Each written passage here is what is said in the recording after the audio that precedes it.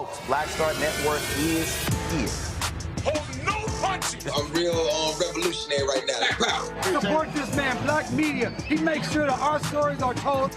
Thank you for being the voice of Black America, Roland. Stay black. I love y'all. All momentum we have now, we have to keep this going. The video looks phenomenal. See, this difference between Black Star Network and Black-owned media and something like CNN. You can't be Black-owned media and be scared. It's time to be smart. Bring your eyeballs home. You dig?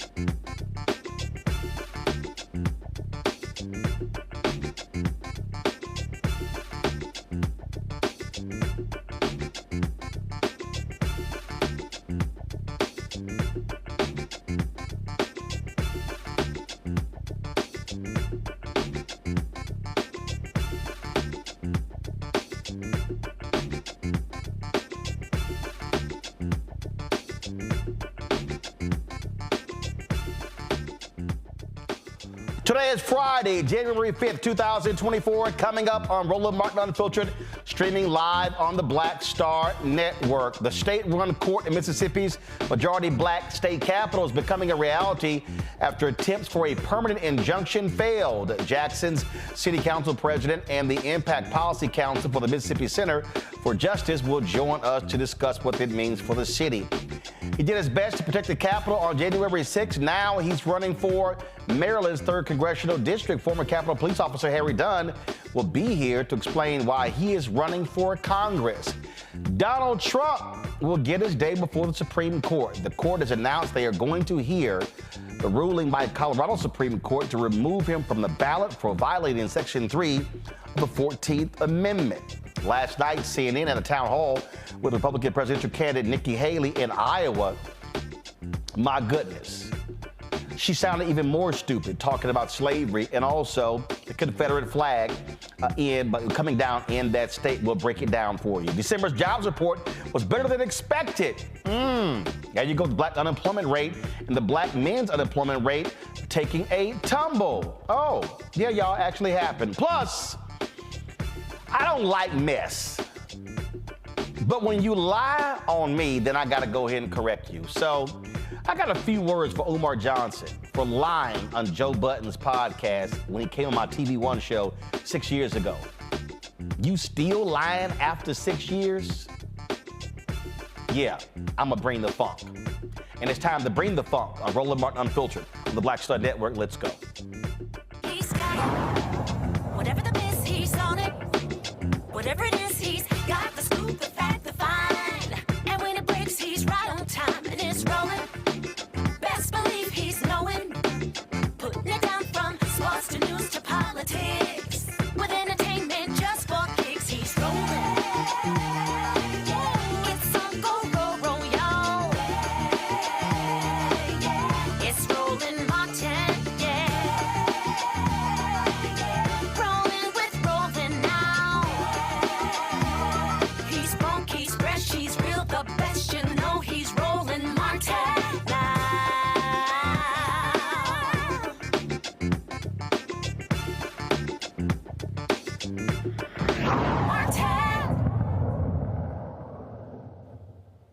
The Mississippi Capitol Complex Improvement District Court is now a reality. The NAACP sued on behalf of several Jackson, Mississippi residents asking for an injunction to stop the court appointments and creation of the court. But U.S. District Judge Henry Wingate denied that. on January 1 was the start date.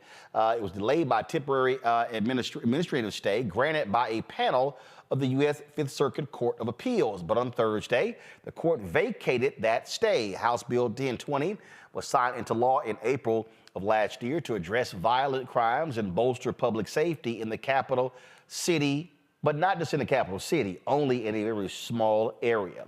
Joining me now from Jackson, City Council President Aaron Banks, as well as Blake Feldman, the Impact Policy Counsel for the Mississippi Center for Justice. Glad to have both of you here. Well, we've been covering this story, President Banks, and let's just be real clear here. This is not dealing with all of Jackson. He's dealing with a very small portion of Jackson. And really, we showed the map before where most of the city's white residents actually live. That is correct, Roland. It deals with the area of Jackson almost as if it is creating a city within the city.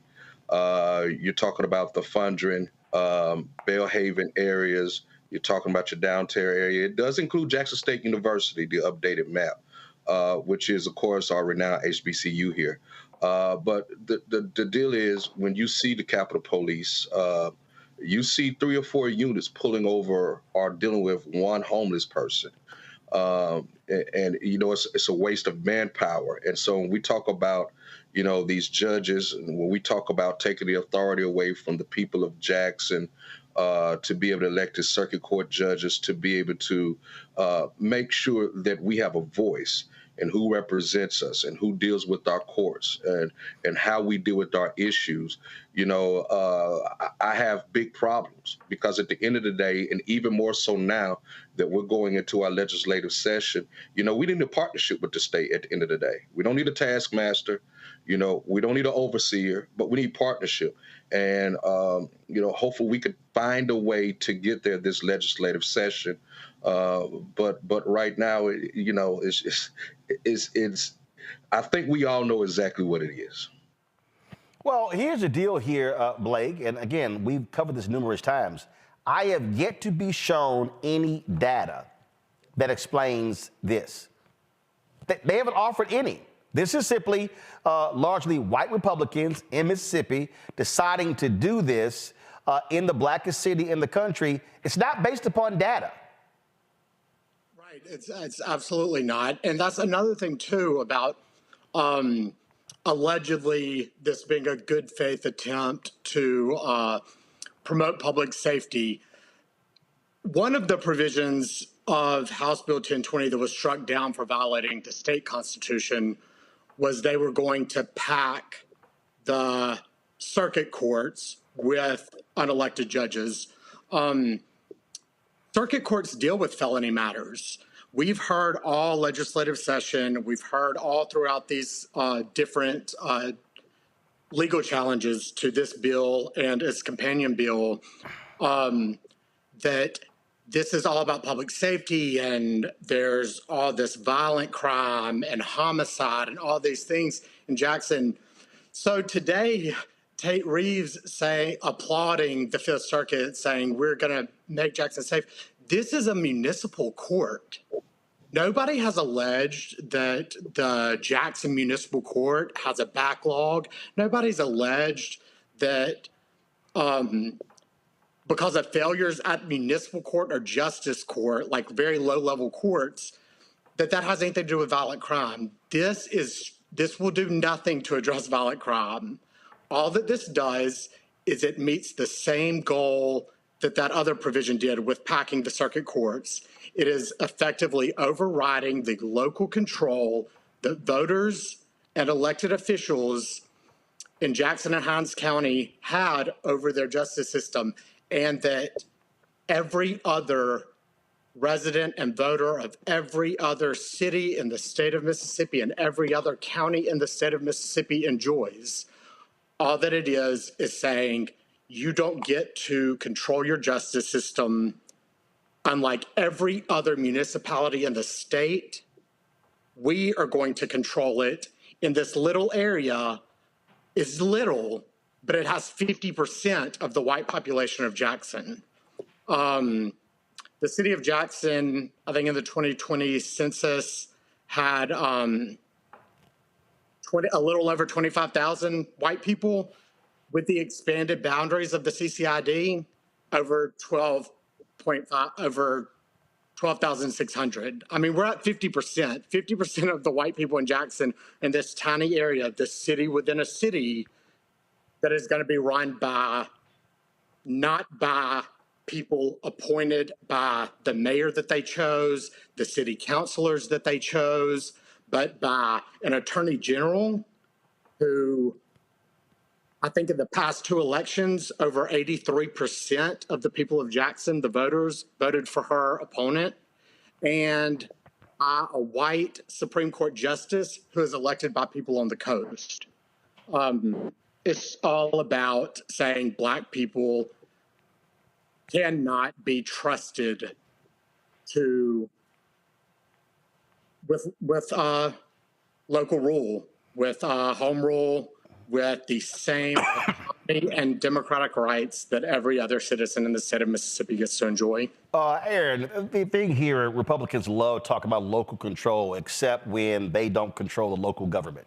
It amazes me when I hear the constant trashing of Jackson, Mississippi, but Jackson, Mississippi provides the bulk of the money that funds the state. So it's amazing how they don't mind the money from all these Black folks in Jackson, but they sure as hell love trashing the Black folks in Jackson.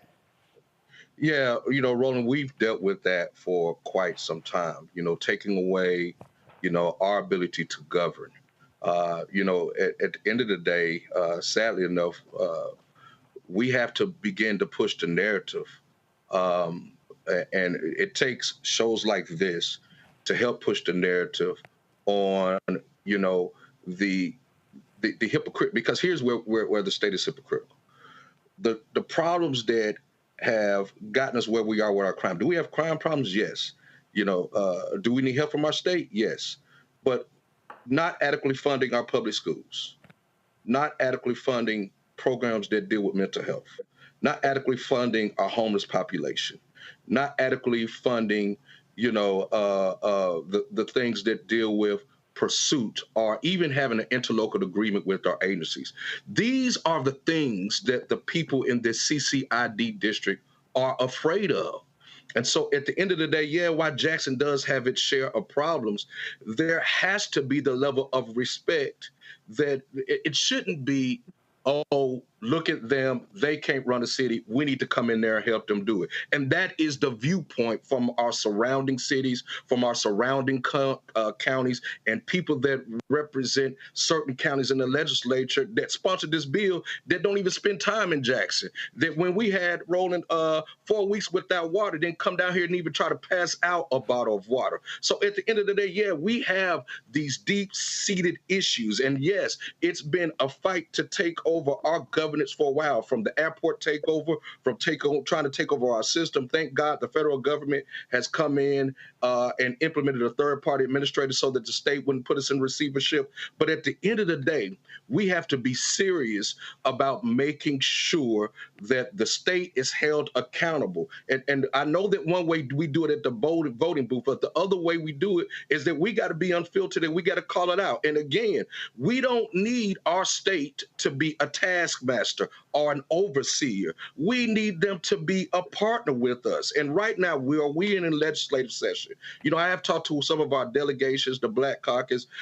Right now, the only fight we have while this is in the courts is to try to make sure we can get some modifications or improvements. And so we got to start talking about these pursuits. We got to start talking about what an interlocal agreement looks like. You have a police force that's right here in the capital city that doesn't even have a system that communicates with the system that the city of Jackson has or Hinds County. How do they work together? What is this? This is a city within the city implementation, and we have to continue to call it out, and we have to make sure that we're doing all we can right now during legislative session to make those improvements and modifications. I'm curious, Blake, are they going to deal with the voting irregularities and the screw up in the ballots in Hinds County since they want to be in Hinds County business? I tell you, I think everybody was concerned with it. Everybody who was concerned with this. What we're seeing in all of these states, when you talk about conservatives love local control, except for when they're not in control. one of the first thoughts in people's mind was, is this going to be pretext for them to try to take over yet another piece of Jackson and Hinds County residents' rights? So it's something that we will be keeping an eye on. I've heard rumors. We haven't seen any bills dropped that would do that, but would it be disgusting and malicious and in bad faith? Absolutely. Would it be surprising? No, it wouldn't. But I think that they will find that people are prepared. People are not going to be caught off guard. And if they think that we resisted last session when House Bill 1020 hit the House floor, we're going to be even more ready this session if other attacks come. And one other thing that I want to say, it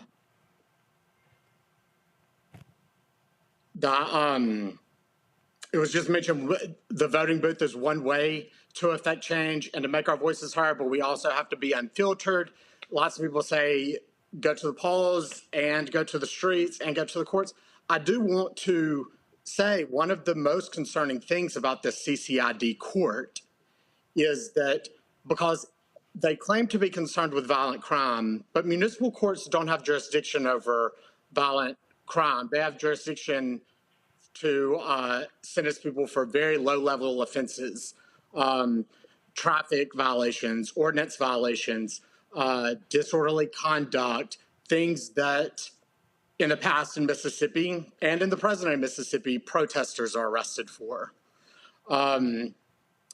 Also, in this tiny little majority white city within a city that's not really a city at all, it's a fake city. Gotcha. The state was created. They can send people arrested for these very minor offenses to prison. I do think that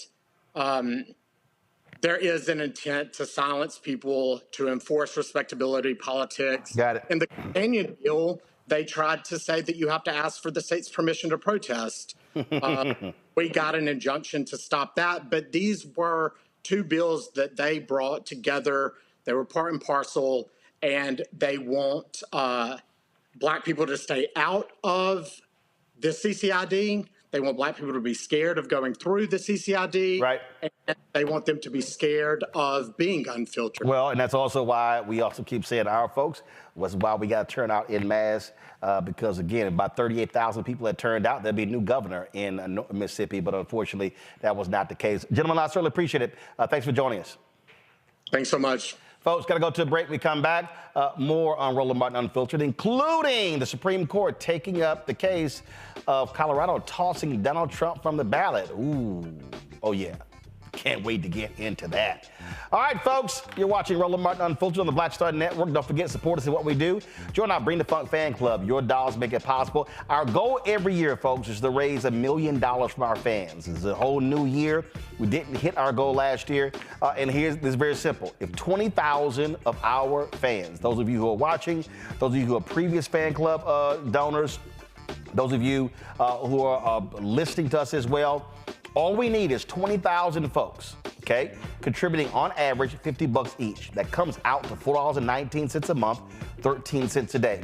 That $1 million is huge for us to be able to continue the work that we do. Not just for this show, folks, which is 2 hours, not just for Raji Muhammad's show, but we've got multiple shows. We do 5 hours of original news every single day right here on Roland Martin Unfiltered, more than any other Black-owned media outlet. Nobody else does what we do every single day.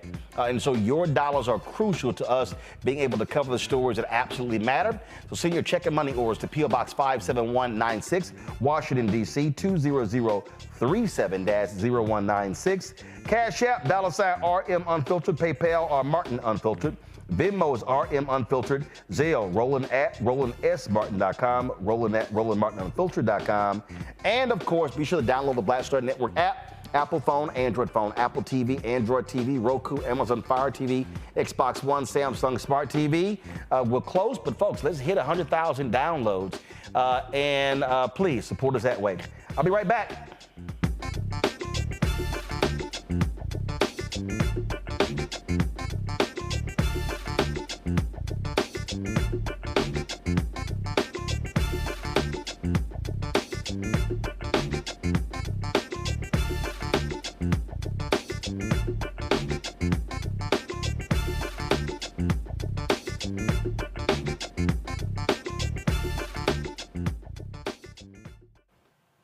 All right, folks, some breaking news. The Supreme Court has announced it is going to take up the Colorado decision to kick Donald Trump off of the ballot. This is the headline in the New York Times. The justices are going to determine whether Colorado's decision is an appropriate one. Guys, pull it up. So that's what's going on here. Of course, oral arguments will take place on February 8th. Maine has also made the determination to kick him off of the ballot. Huge decision. Let's talk about it with our panel. Matt Manning, civil rights attorney, joins us now out of Corpus Christi. Also, we have Killa Bethea, communication strategist out of D.C., Michael Imhotep, host African History Network show out of Detroit. Glad to have all three of y'all. Happy New Year. Matt, initially the court was like, all right, you know, the lower court got to hear it first. Now, after Maine's decision, they realized, yeah, kind of got to get off your butt. Here's the deal, though. He will remain on the March 5th Colorado ballot.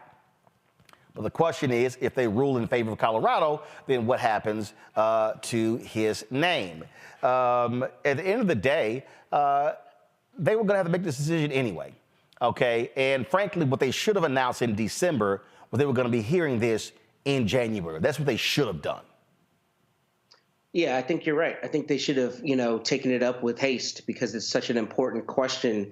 I'm glad that they've taken it up. I was, not sure what they were going to do. And thinking about this legally, what's really interesting about this issue is really whether the Supreme Court has to review the Colorado decision, what's called de novo, or whether they review it for an abuse of discretion. And what that means is when an appellate court is looking at a prior court's decision, sometimes they review it to say, okay, did they make a mistake? We're going to give full deference to their decision.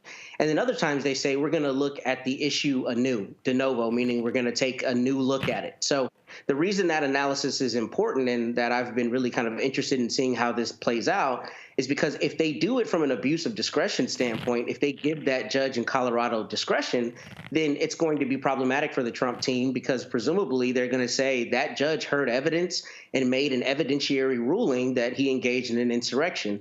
Therefore, we have no reason to think that she did not apply the law correctly or that her evaluation of the evidence was incorrect, things in that vein. However, if they look at it anew, then they'll be looking presumably just at the constitutional question. And what I think this comes down to, Roland, is really a question of whether the Constitution requires some kind of legal finding that somebody's engaged in an insurrection or whether it can be a factual finding. If it can be the latter, then I think the Supreme Court will come down on the side of he cannot be on the ballot where a state has determined he's engaged in an insurrection.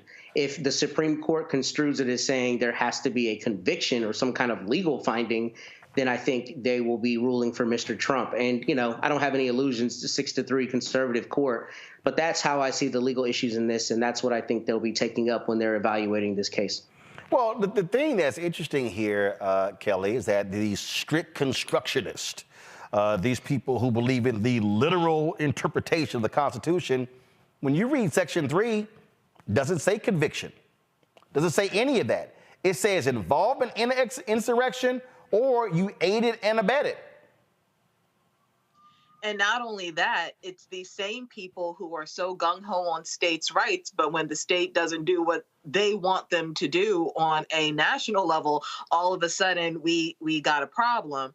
To echo Matt's point, I am glad that they're taking up the case, that Supreme Court is taking this question up.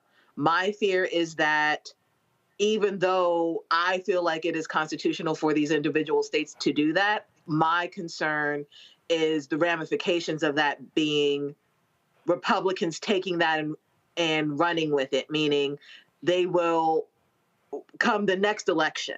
Hypothetically speaking, the Democrats have a candidate that the Republicans don't want on the ballot, and they will use this case, whichever way the Supreme Court rules on it, and use that case law, whatever it may be, to their advantage to take a Democrat off the ballot unnecessarily so. And we do have precedent for Republicans taking good law and twisting it into something that becomes corrupt. That's my only concern with this. But as far as what I know the 14th Amendment to be and how it's being applied in these individual states, it does seem like it is constitutionally sound.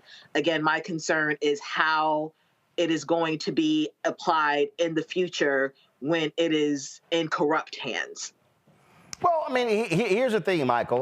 Go to my iPad. I mean, this is the 14th Amendment.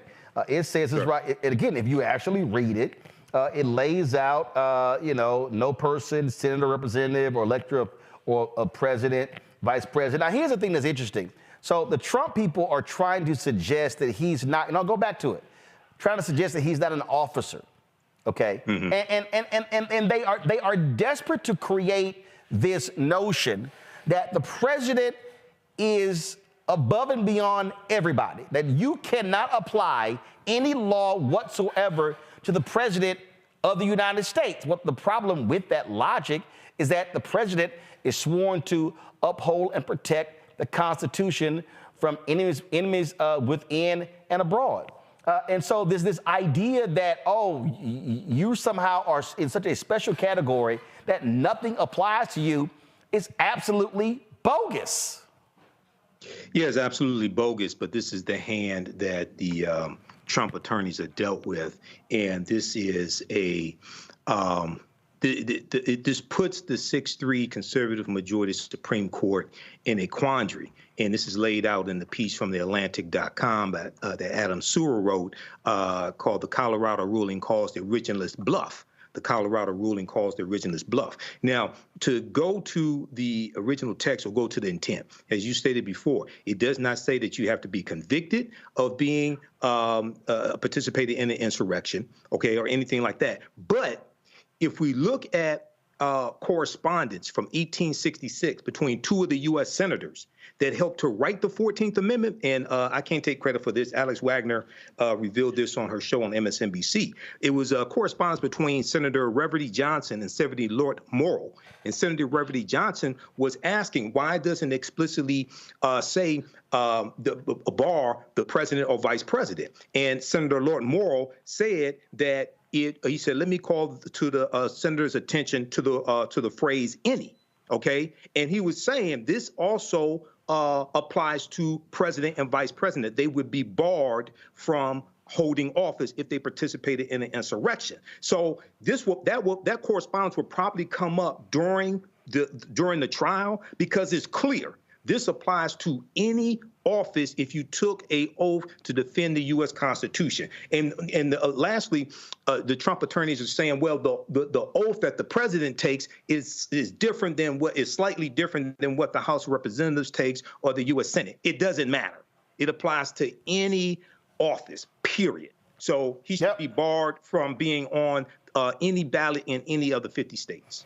That should be the case. We will see what happens. Cannot wait to hear those oral arguments, especially the gymnastics that Clarence Thomas, as well as Sam Alito, is likely going to try to create when they try to get around, especially these so-called these strict constructionists. All right, y'all, gotta go to a break. We come back, we'll talk to a former Capitol Hill police officer, Harry Dunn. He's now running for Congress. Why is he seeking an office, one of the offices that he helped to protect during the January 6, 2021 insurrection led by Donald Trump? Plus, I told y'all, remember that scene from The Godfather? He's like, I try to get out to keep pulling me back in. I can't stand these people who gossip, people who just make up lies, like Umar Johnson. He went on the Joe Budden podcast and lied about his appearance on my TV One show 6 years ago.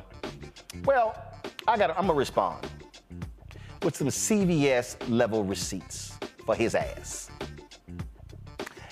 That's at the top of the hour. You're watching Roland Martin Unfiltered on the Black Star Network. Next on the Black Table with me, Greg Carr, the enigma of Supreme Court Justice Clarence Thomas. What really makes him tick, and what forces shaped his view of the world, the country, and Black America? The answer, I'm pretty sure, will shock you. And he says, people think that I'm anachronistic. I am. I want to go backwards in time in order to move us forward into the future. He's very upfront about this. We'll talk to Corey Robin, the man who wrote the book that reveals it all. That's next on The Black Table, only on the Black Star Network. Grow your business or career with Grow with Google's wide range of online courses, digital training, and tools. Gain in-demand job skills with flexible online training programs designed to put you on the fast track to jobs in high-growth fields. No experience is necessary. Learn at your own pace. Complete the online certificate program on your own terms. Stand out to employers, get on a path to in-demand jobs, and connect with top employers who are currently hiring. Take one professional career certificate program or all 6. Earn a Google Career Certificate to prepare for a job in a high-growth field like data analytics, project management, UX design, cybersecurity, and more. All professional career certificate programs must be completed by December 31st, 2024. Scan the QR code to complete the application. There are 1,000 scholarships available. Grow with Google and J. Hood and Associates. Be job ready and qualify for in-demand jobs.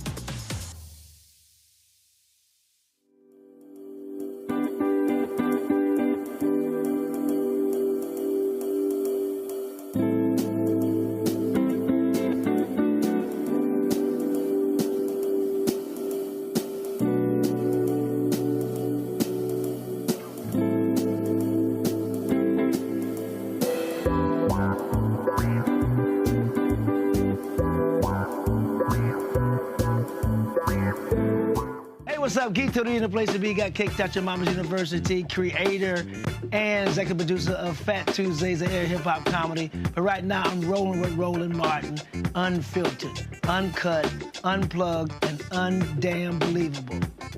You hear me?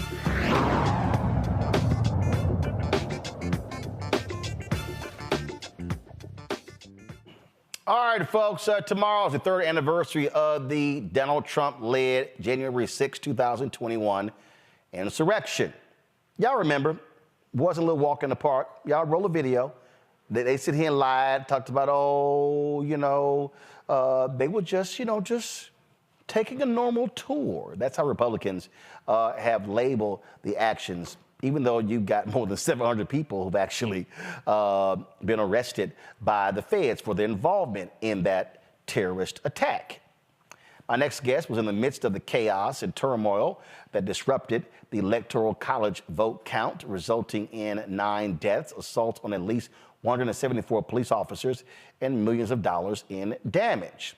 Yep, those MAGA extremists, they're the reason former U.S. Capitol Police Officer Harry Dunn says he is running for Congress. He dropped this video today. On this day, my role was as a Capitol Police officer.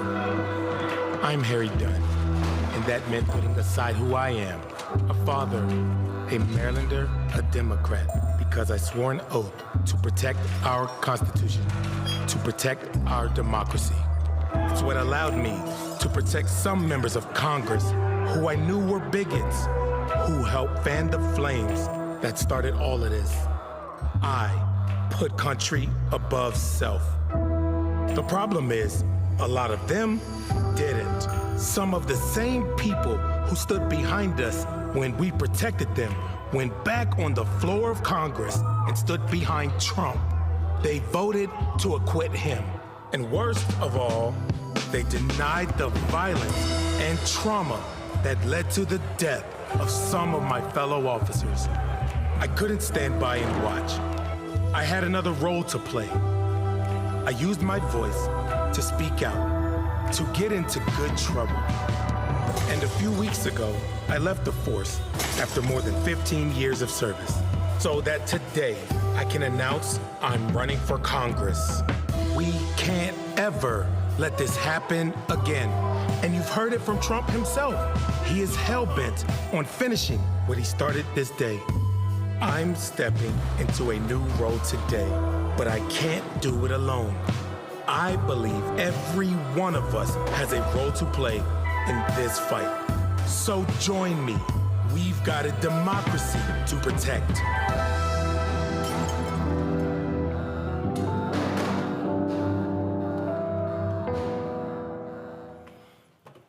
Folks, Harry Dunn joins us right now. Glad to have you here on the show. Obviously, a decision like this isn't an easy one. How long have you been thinking about this? Hey, thanks, Brother Roland, for having me on. I've been a public servant the last 15, 16 years of my life. So if you would have asked me before January 6th if I had thought about running for office, then sure, I may have considered it at the age of 57, 55, whenever I was forced to retire from my job. But January 6th did happen, and here we are. I stuck around as long as I could. There's this phrase or this saying that I heard, until there's nothing that can be done, there's always something that can be done. And I believe that I've done everything I can in the position as a Capitol Police officer to seek accountability, to protect democracy, to defend the Constitution. And now I'm stepping into a new role. And the decision, like you said, it didn't come lightly. I walked away from 4 years short of being able to retire and to receive my pension because we can't wait. Democracy is literally an election away from being extinct. And not being recognizable as we know it today. And we can't sit around and wait for somebody else to do it. So there's an opportunity right now for me to take another role, and I'm stepping into it. The thing that is still interesting, let's say you're elected. You're actually going to be serving alongside people who have lied about that day. People who were cowering and running for cover, but who turned around and are protecting these people, who are supporting Donald Trump, who says that he will pardon every single person who was convicted for what took place on January 6th. I mean, these are people who are, frankly, a joke. Yeah, you just said something very important, though. You said I'll be serving alongside of them, not beneath them, not under them. I get a seat at the table. I get a voice now. It's hard for them to dismiss me as just an angry, pissed off Capitol Police officer now. I'm your colleague. You have to sit there and listen to what I have to say. And I think that will be very beneficial. Like I said, I've done all that I could as a role as a Capitol Police officer. I was defending these individuals before the insurrection happened and 3 years after it. So I definitely can put my feelings aside and stand up for what I believe in, democracy, because they have the right to say that. They have the right to lie. They have the right to do everything that they're doing. And I believe in defending that right. But it needs to be pushed back against by the real patriots of this country. You, of course, you were a retiring congressman in that particular district. Look, when you run, you got to raise a lot of money to do so as well.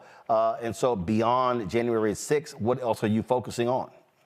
I'm glad that you said donate. HarryDunnForCongress.com and donate to me. Obviously, so, going back into what am I focused on?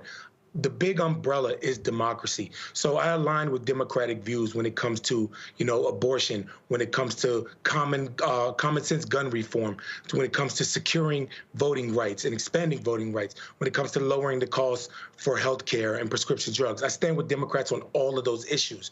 But right now, what I refer to where we are right now is a moment. This moment, none of that matters. None of those issues matter if we get a dictator in Congress. And I say that not just, and I'll still Joe Biden's word is hyperbole. I don't say that as that. Donald Trump said out of his own mouth that he wants to be a dictator. And even he jokes around and says only for a day. Like, do we not take that guy seriously? At what point do we not stop not taking him seriously? So, I agree obviously with the Democratic platform, but none of those issues even get to see the light of day. We don't get to debate those if we don't protect this democracy that we have. Questions from the panel. I'll start with you, Michael. All right, former officer Harry Dunn, it's good to see you again. I saw you this morning on Morning Joe making the announcement as well. Thanks for coming on Roland Martin Unfiltered. As a candidate for Congress, and you mentioned at the top of the ticket, the most important thing is saving the democracy. How would you explain to people, especially Generation Z, what democracy is and why it's so important to save it and protect it?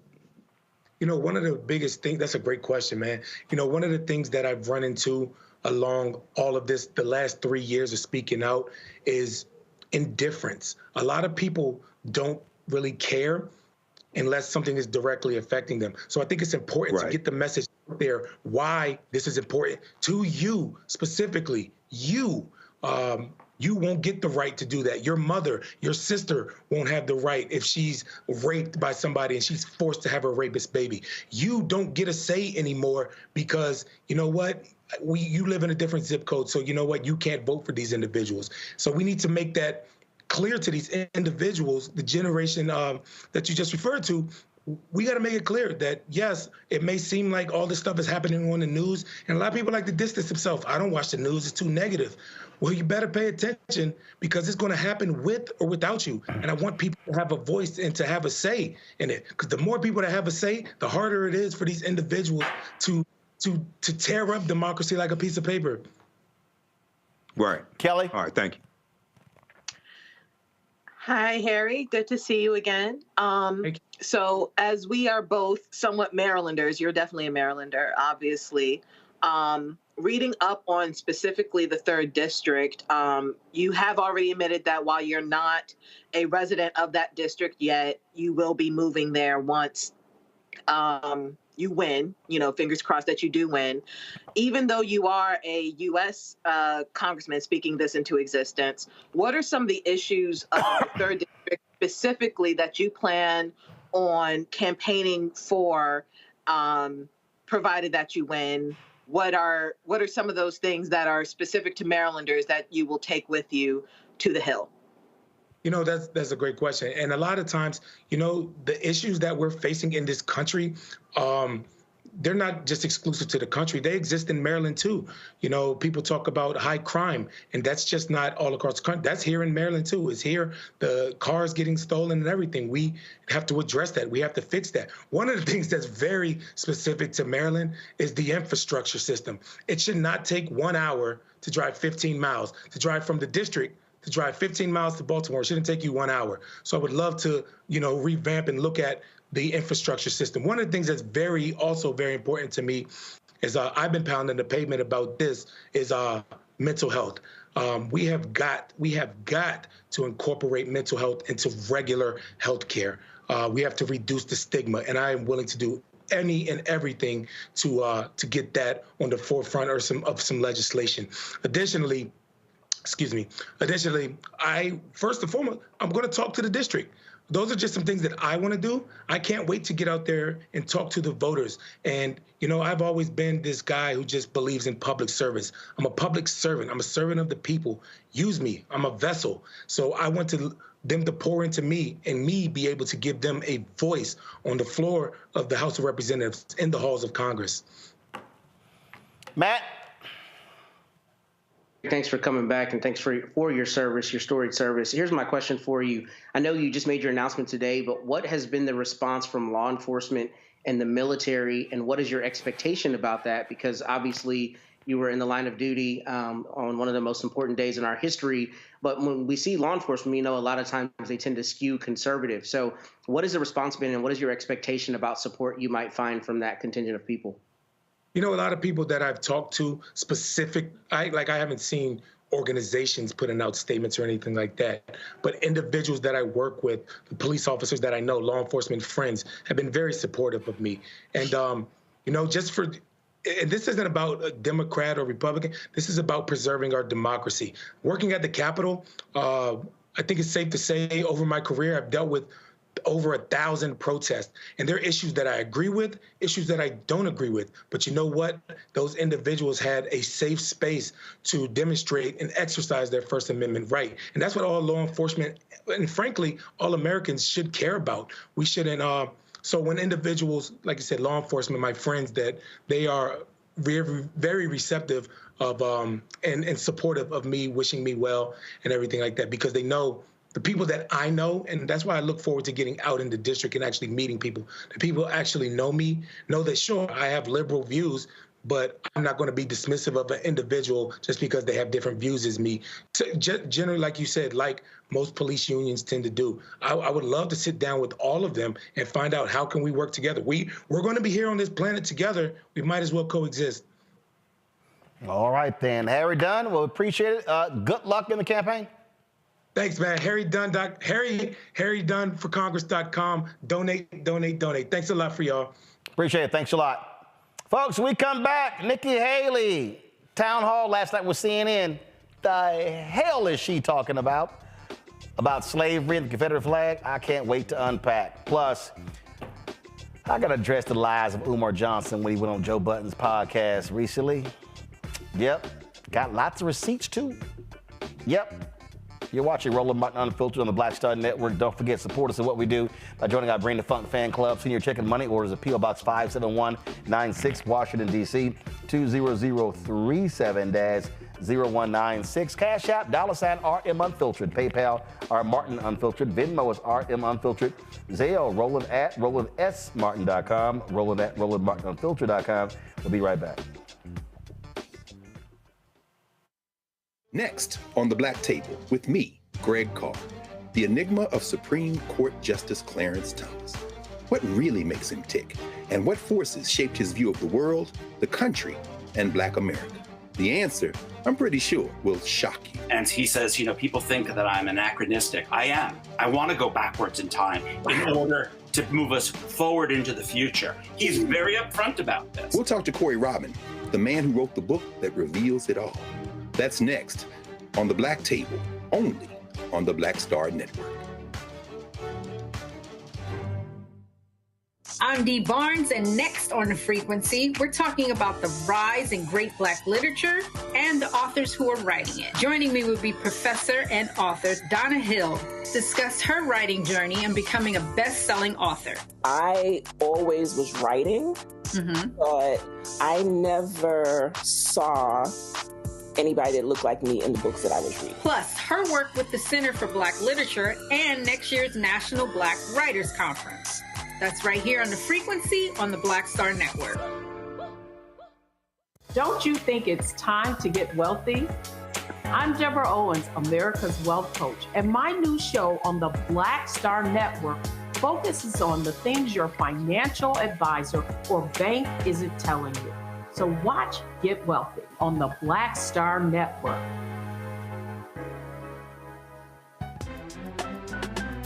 I'm Faraji Muhammad, live from LA.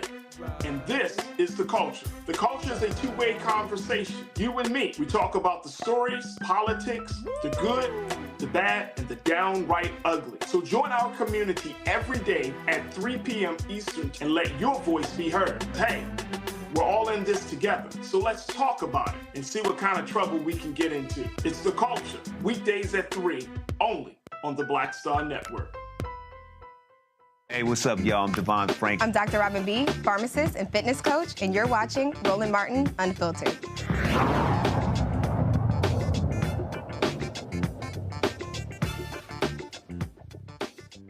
Well, last night, CNN had a town hall featuring Nikky Haley. Aaron Burnett of CNN was one hosting this. It took place in Iowa, and Aaron asked her about a recent controversial comments regarding the Civil War, lack of bringing up slavery, stuff along those lines. And so, yeah, it was quite interesting. So roll the first one. Of course, is referring back to New Hampshire. You were asked to explain the cause of the Civil War. You obviously did not mention slavery. And afterwards, you came up, you said that was a mistake. In fact, you said it should have been the first thing that you said. So you did come out and say that. Chris Christie, though, came out and said that you gave that answer not because you're, in his words, dumb or racist, but because you're, quote, unwilling to offend anyone by telling the truth. What do you say to that? No one's ever said that I am unwilling to offend. I offend plenty of people because I call people out when they do something wrong. What I will tell you is Chris Christie is from New Jersey. I should have said slavery right off the bat. But if you grow up in South Carolina, literally in second and third grade, you learn about slavery. You grow up and you have, I had Black friends growing up. It is a very talked about thing. We have a big history in South Carolina when it comes to, slavery, when it comes to all the things that happened with the Civil War, all of that. I was thinking past slavery and talking about the lesson that we would learn going forward. I shouldn't have done that. I should have said slavery, but in my mind, that's a given that everybody associates the Civil War with slavery.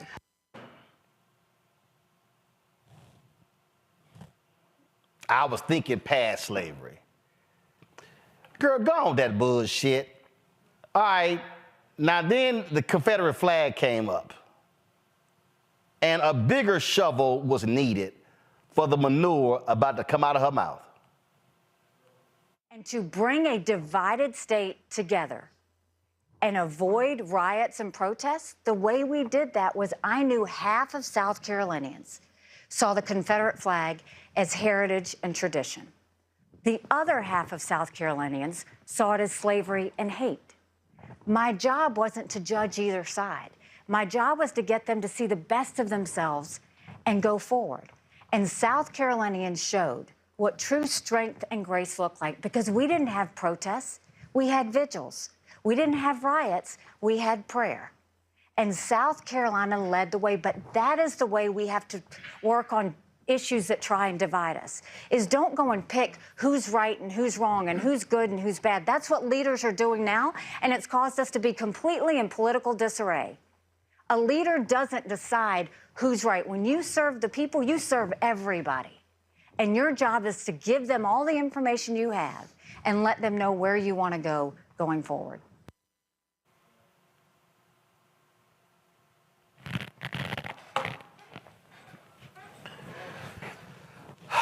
Now, y'all, this is the same Nikky Haley whose mama and daddy couldn't get a job in South Carolina, whose daddy was hired at a HBCU, whose mama, and Michael Harrod has broken this thing down on Twitter multiple times, whose mama couldn't get nobody to buy the dresses she made, and it was black women who bought her mama's dresses. But the same Nikky Haley who's previously said that they couldn't have black people over at their house because the landlord said, no, you can't do that. The same Nikky Haley who went to one of those white private academies in South Carolina, you know, the ones created during Jim Crow, that was 95% white. Yeah, she didn't go to the public school. She went to that private academy. And listening to that nonsense, and I love it. I had black friends. They just couldn't come to the house. Is that then you hear the Confederate flag one. First of all, real leaders call folk out. Well, they're supposed to. Do y'all remember the clip of the white woman, the old white woman at the John McCain town hall who said that Obama wasn't a Christian and he was a Muslim? And no, ma'am. Took the microphone out of her hand and said she was wrong. That ain't these Republicans. Nikky Haley has kissed the behind of white supremacists for decades. Nikky Haley doesn't want to be honest about the Confederate flag. She doesn't want to call it for what it is because she doesn't want to offend those white conservative Republicans and the white racists who actually vote Republican. That's all this was. And that's why she is grossly unfit for the Oval Office. Because if that's how you're going to weasel out of answers, oh no, I was thinking beyond slavery. Half of the question was about the Civil War. Oh no, I was thinking beyond. I was thinking, how do we go beyond? The question was about the Civil War. How are you going to talk about how we go beyond?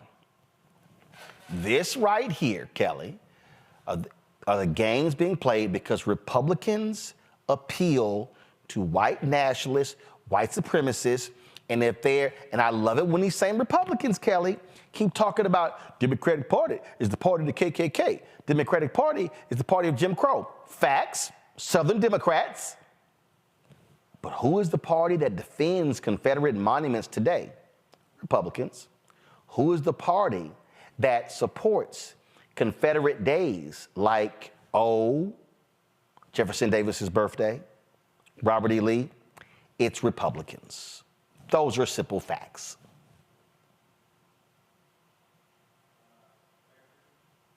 Can't hear you, Kelly. There you go. Now we got you. What? I'm sorry? Now we got you. Go ahead. Oh, I said Miss Nimrata understands those facts, and she's woefully and willfully ignorant of those facts because she needs votes from the very people who would have denied her parents entry into this country. The hypocrisy of it all is astounding, but it still never ceases to amaze me how pervasive and addicting whiteness is. And I can't think of a better example of someone who is more addicted to it than Miss Nimrata Haley, who goes by Nikky Haley, because white people would never vote for somebody named Nimrata. And I'll leave it at that. Michael. Roland, you know, this was a bunch of BS that Nikky Haley spewed. But let me just say this succinctly. Nikky Haley knows better. First of all, South Carolina, where Nikky Haley was governor of, was the first state to secede from the Union, December 20th, 1860, 6 weeks after Abraham Lincoln became president-elect. South Carolina thought that Lincoln was going to free the slaves. South Carolina is where the Civil War began, April 12, 1861, with the attack on Fort Sumter. Nikky Haley knows this history. She's afraid to say it because she knows she's going to lose the white supremacist votes.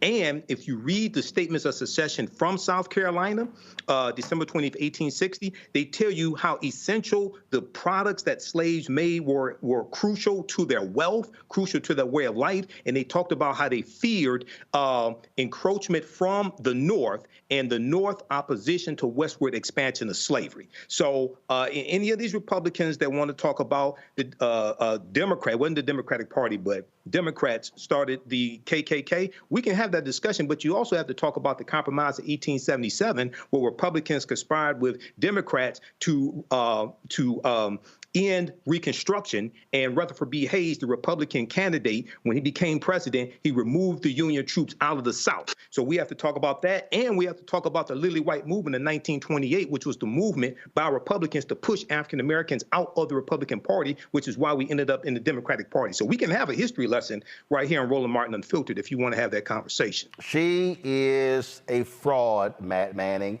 and all she wants to do is give cover to these white racists. And, well, you know, the people on both sides, and so it's not my job to judge.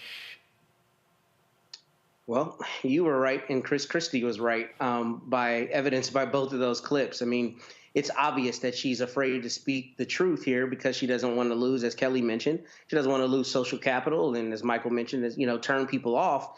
But the thing that's ridiculous to me about this is, honestly, this kind of harkens back to the same issue with Claudine Gay and Liz McGill with their answers in front of Congress. This is an easy answer. The Civil War was fought over slavery. It infuriates me when people try to make it about states' rights and anything else other than states' rights for white people to own our people. That's it. That's the only question. She knows that. And I think it's intellectually dishonest not to answer that. And then the other thing about the Confederate flag and, you know, try to find the good in each other and move forward. Here's the thing that is just intellectually dishonest about anybody who is looking at it like tradition. These are the same people who are jingoists. I mean, as much as they crow America over everyone else, and if you don't, you know, stand and salute the flag at an NFL game, you're not a true American. Well, how can you then logically support the Confederacy in any means, right? Because that was a secession from the United States. So there's a lot of mental gymnastics that have to happen for this to happen, but it's obvious that she doesn't think that there's any loss in not saying the truth, which is that the Civil War was fought over slavery. And the thing about this is a slap in the face to say, oh, I thought everybody knew it was about slavery. I'm going past slavery, when the truth is it was about slavery. And it should be easy for her to say that unequivocally. But because she's a politician and she's looking for votes and not the truth, this is the BS that we get instead. Yep, and again, this whole, I was thinking past that. I was thinking going forward. What the hell? I'm sorry. What the hell is going forward? Yes.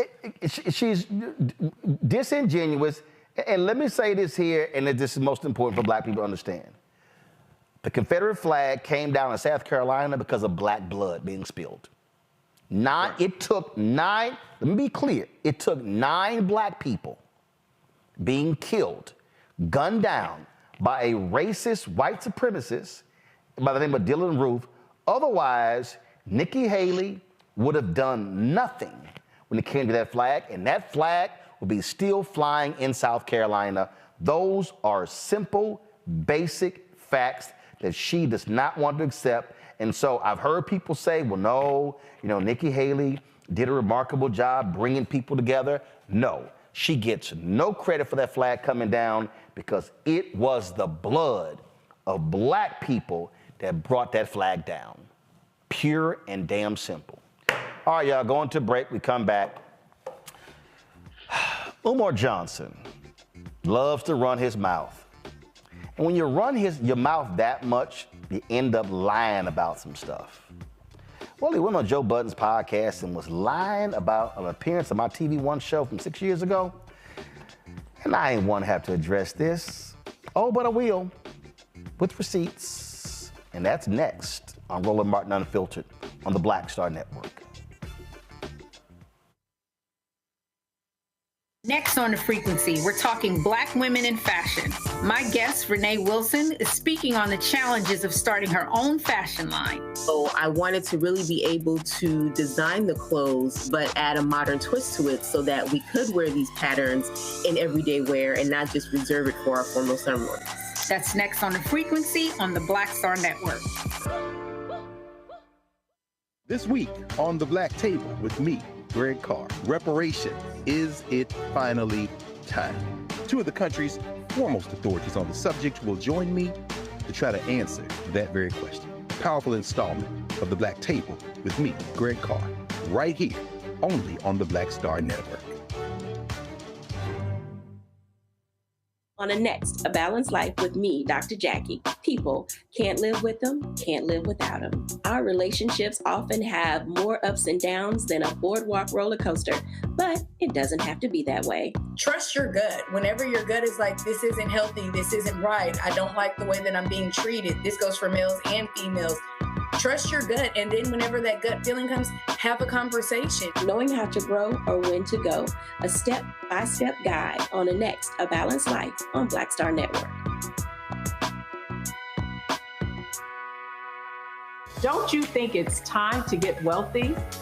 I'm Deborah Owens, America's Wealth Coach, and my new show on the Black Star Network focuses on the things your financial advisor or bank isn't telling you. So watch Get Wealthy on the Black Star Network.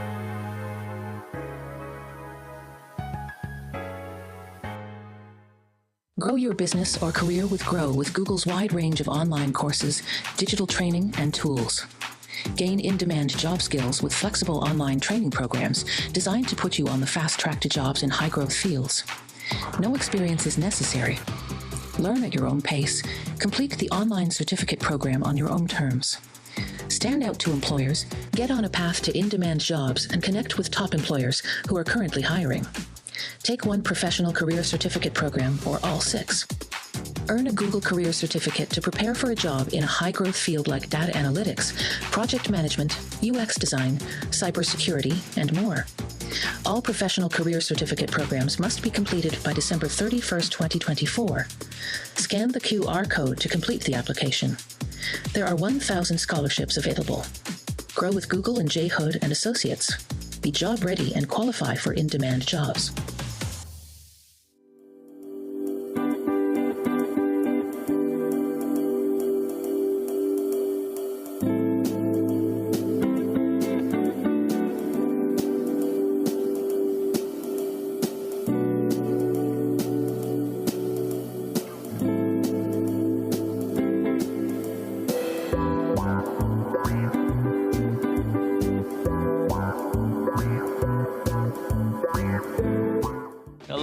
Critter Fixers. I'm Dr. Bernard Hodges. And I'm Dr. Terrence Ferguson. And you're tuned in to Roland Martin Unfiltered.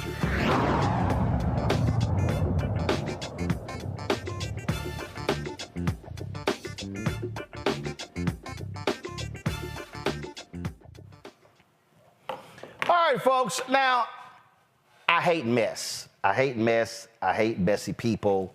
I hate when people lie, things along those lines. Now, you got these people out here who run their mouths and they love mentioning my name. They love, talking about what we do on this show.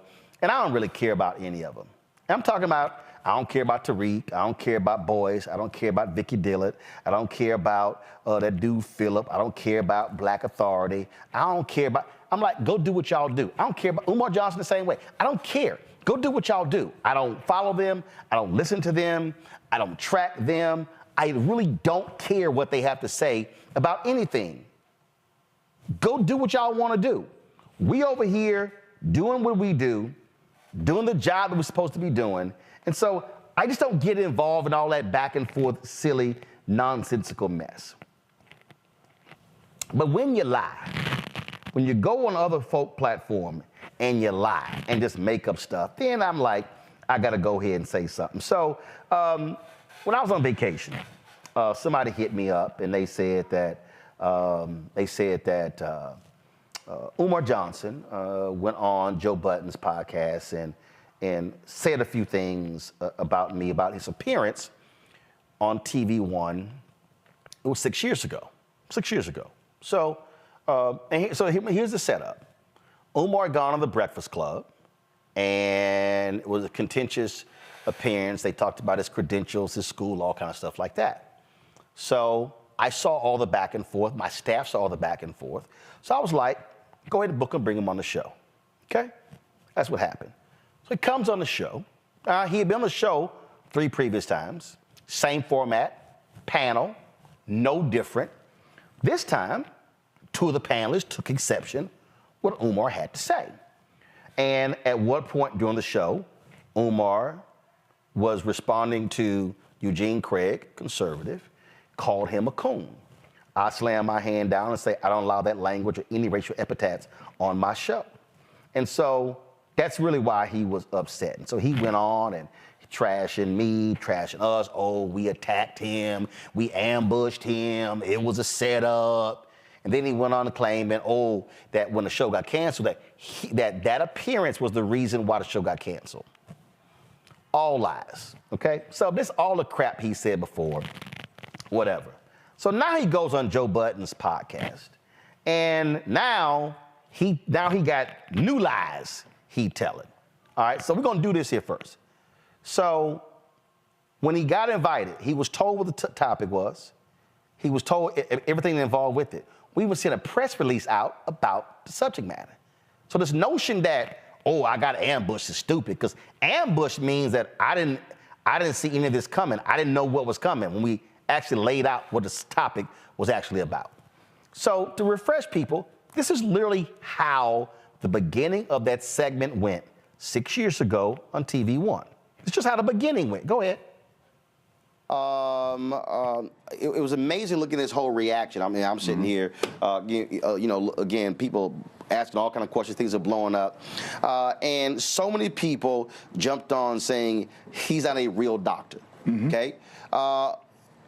Where did you graduate from and you got your PhD?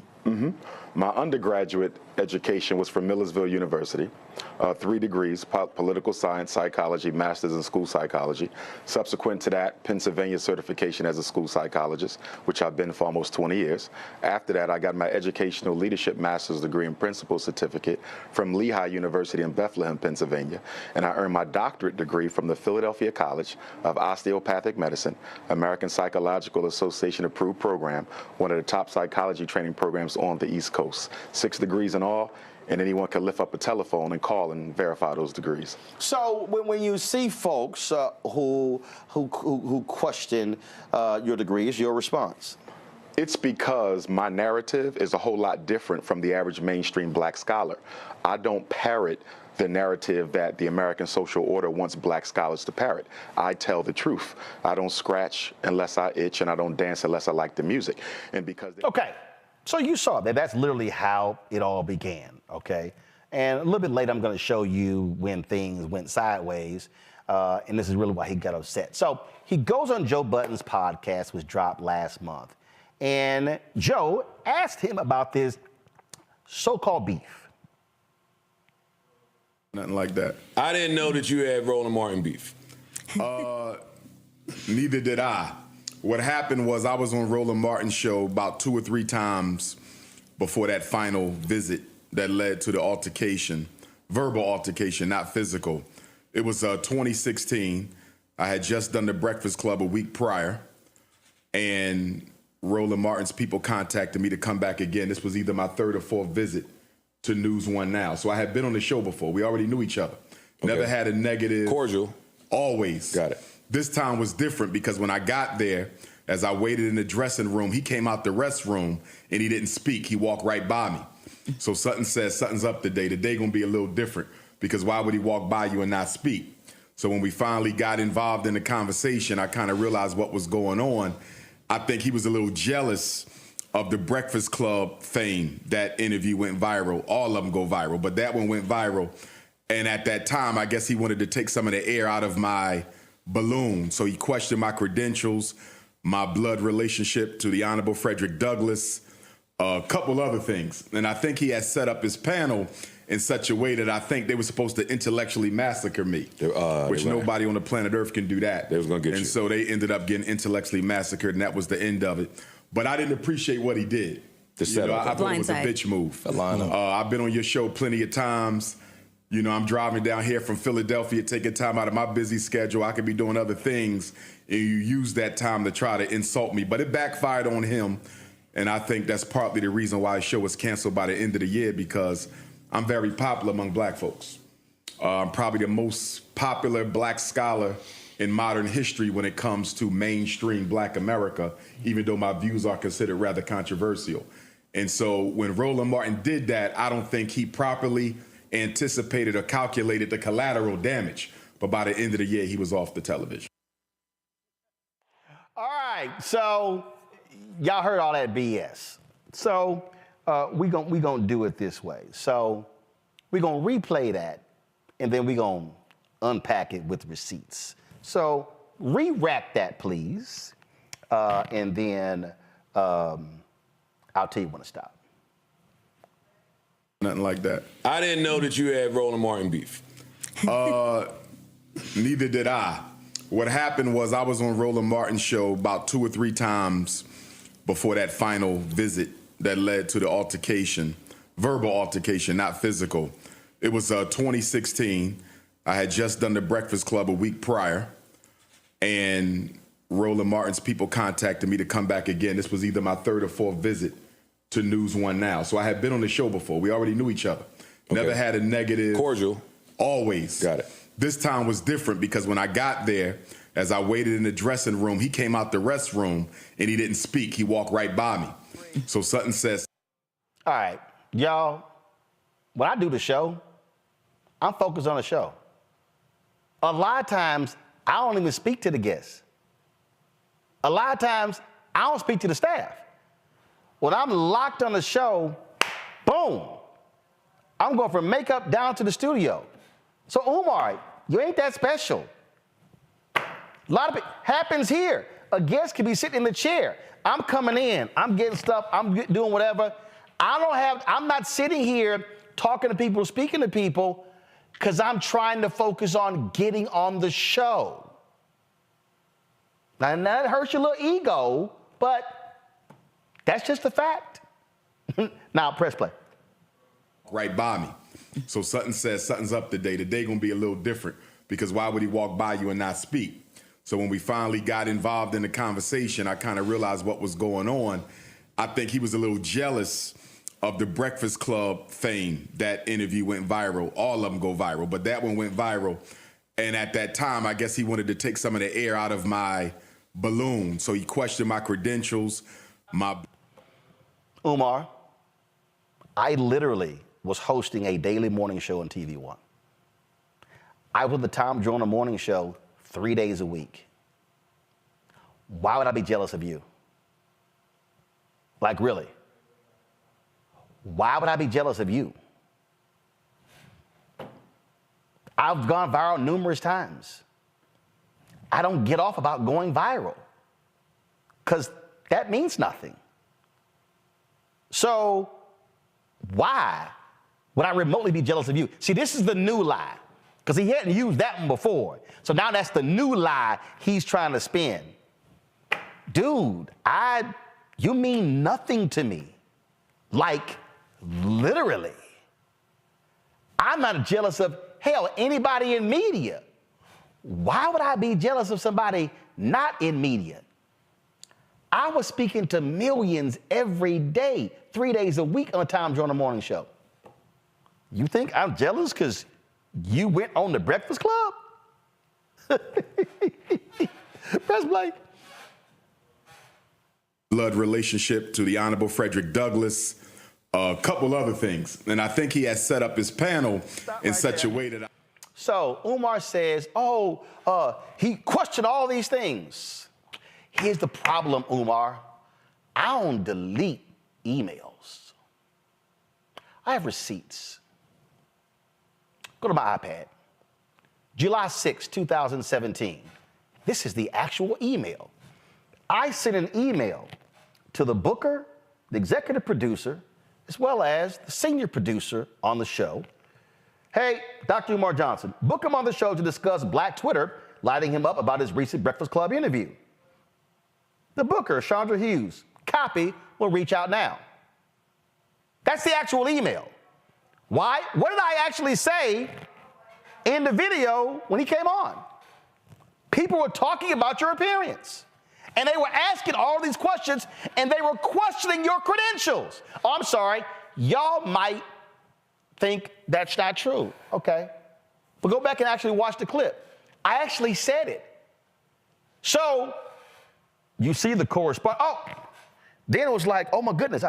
He set his panel up. Y'all, let me explain something to y'all. The panel don't know who coming on the show. How about this here? Today's Matt, Michael, Kelly. Have y'all ever were set up to say, hey, this person is coming on, so I need y'all to do this when this person comes on? No, I wouldn't do it if people don't tell me what to say. No, but has it ever happened? Not Hell never. no. Now, I don't know what a panelist is going to say. All three of y'all can agree. Matter of fact, if I'm correct, me and Michael got into it when he questioned one of them Byron Donald's white wife.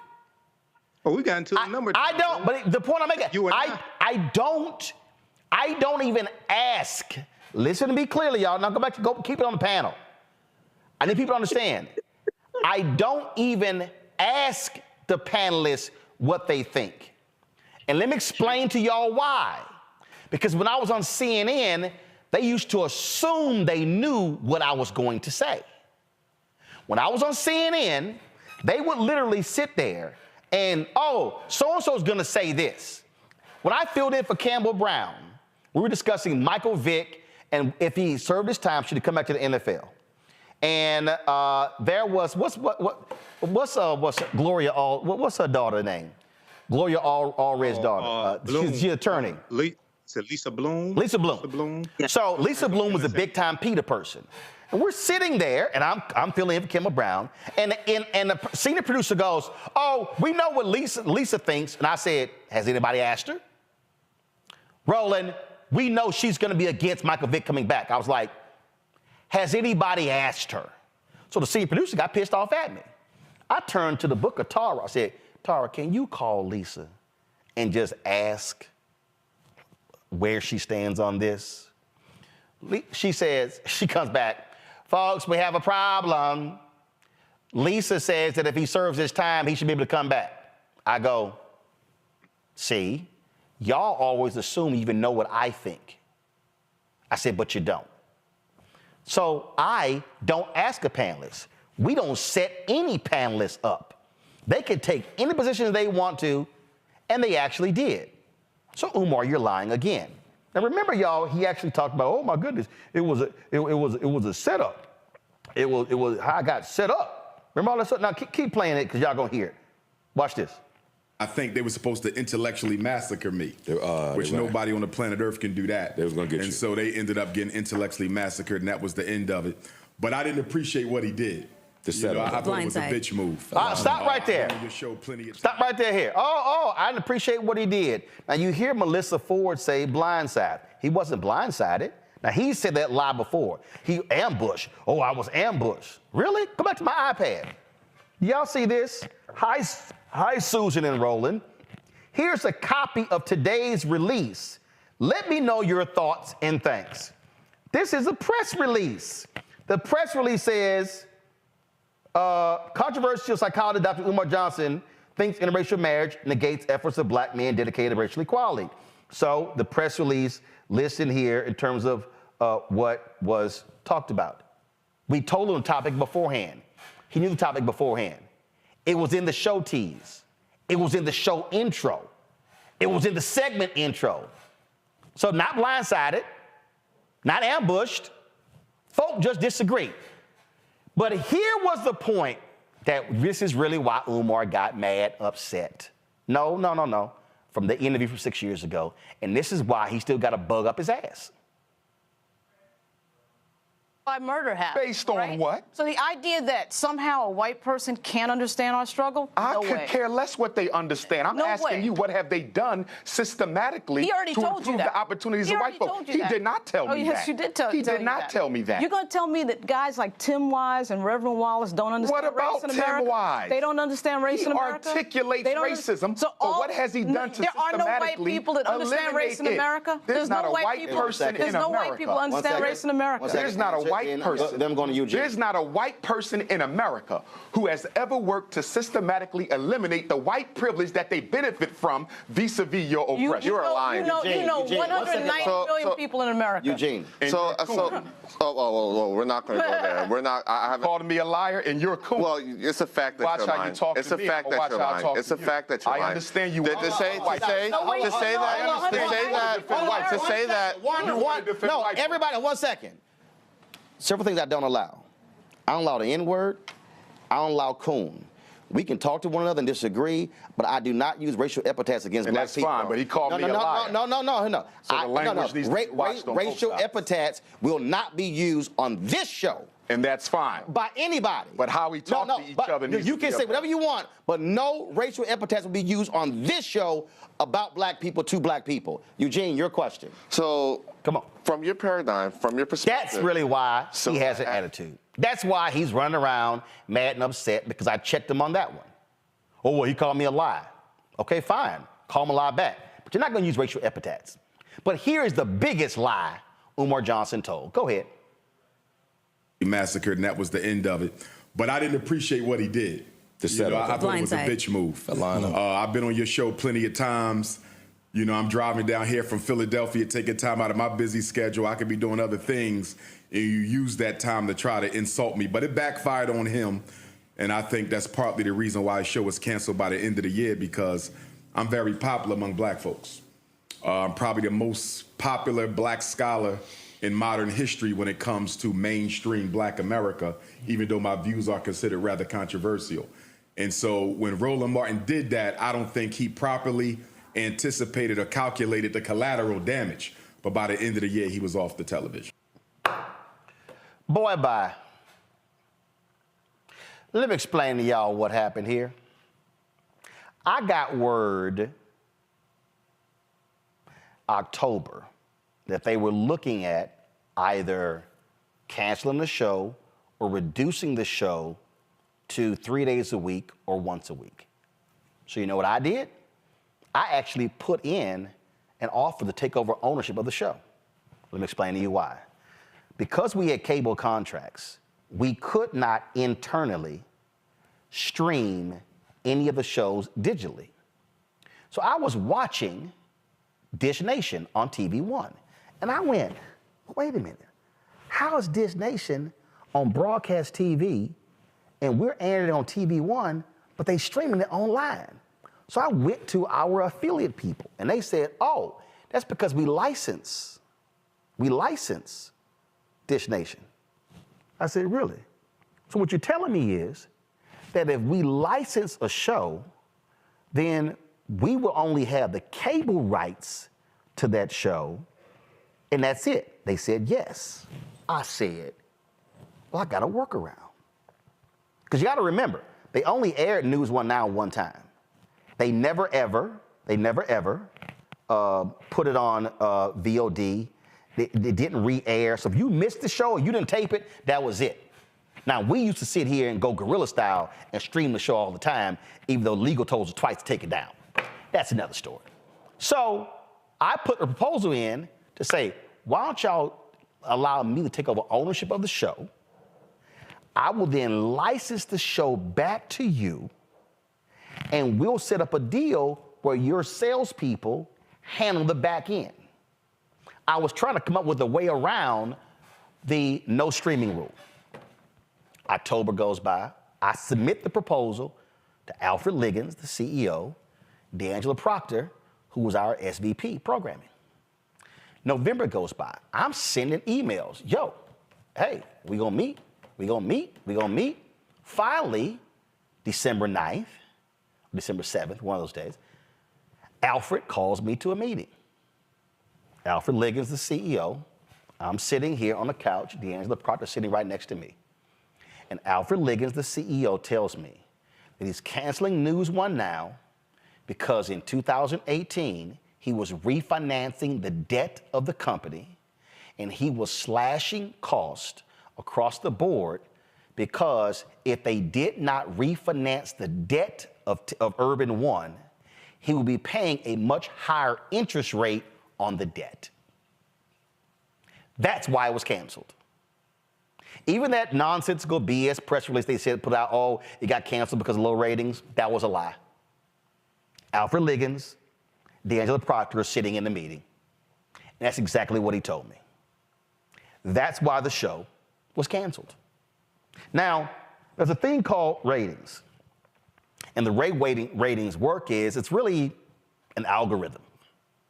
And so let me be clear, every black person watching television doesn't count in a rating.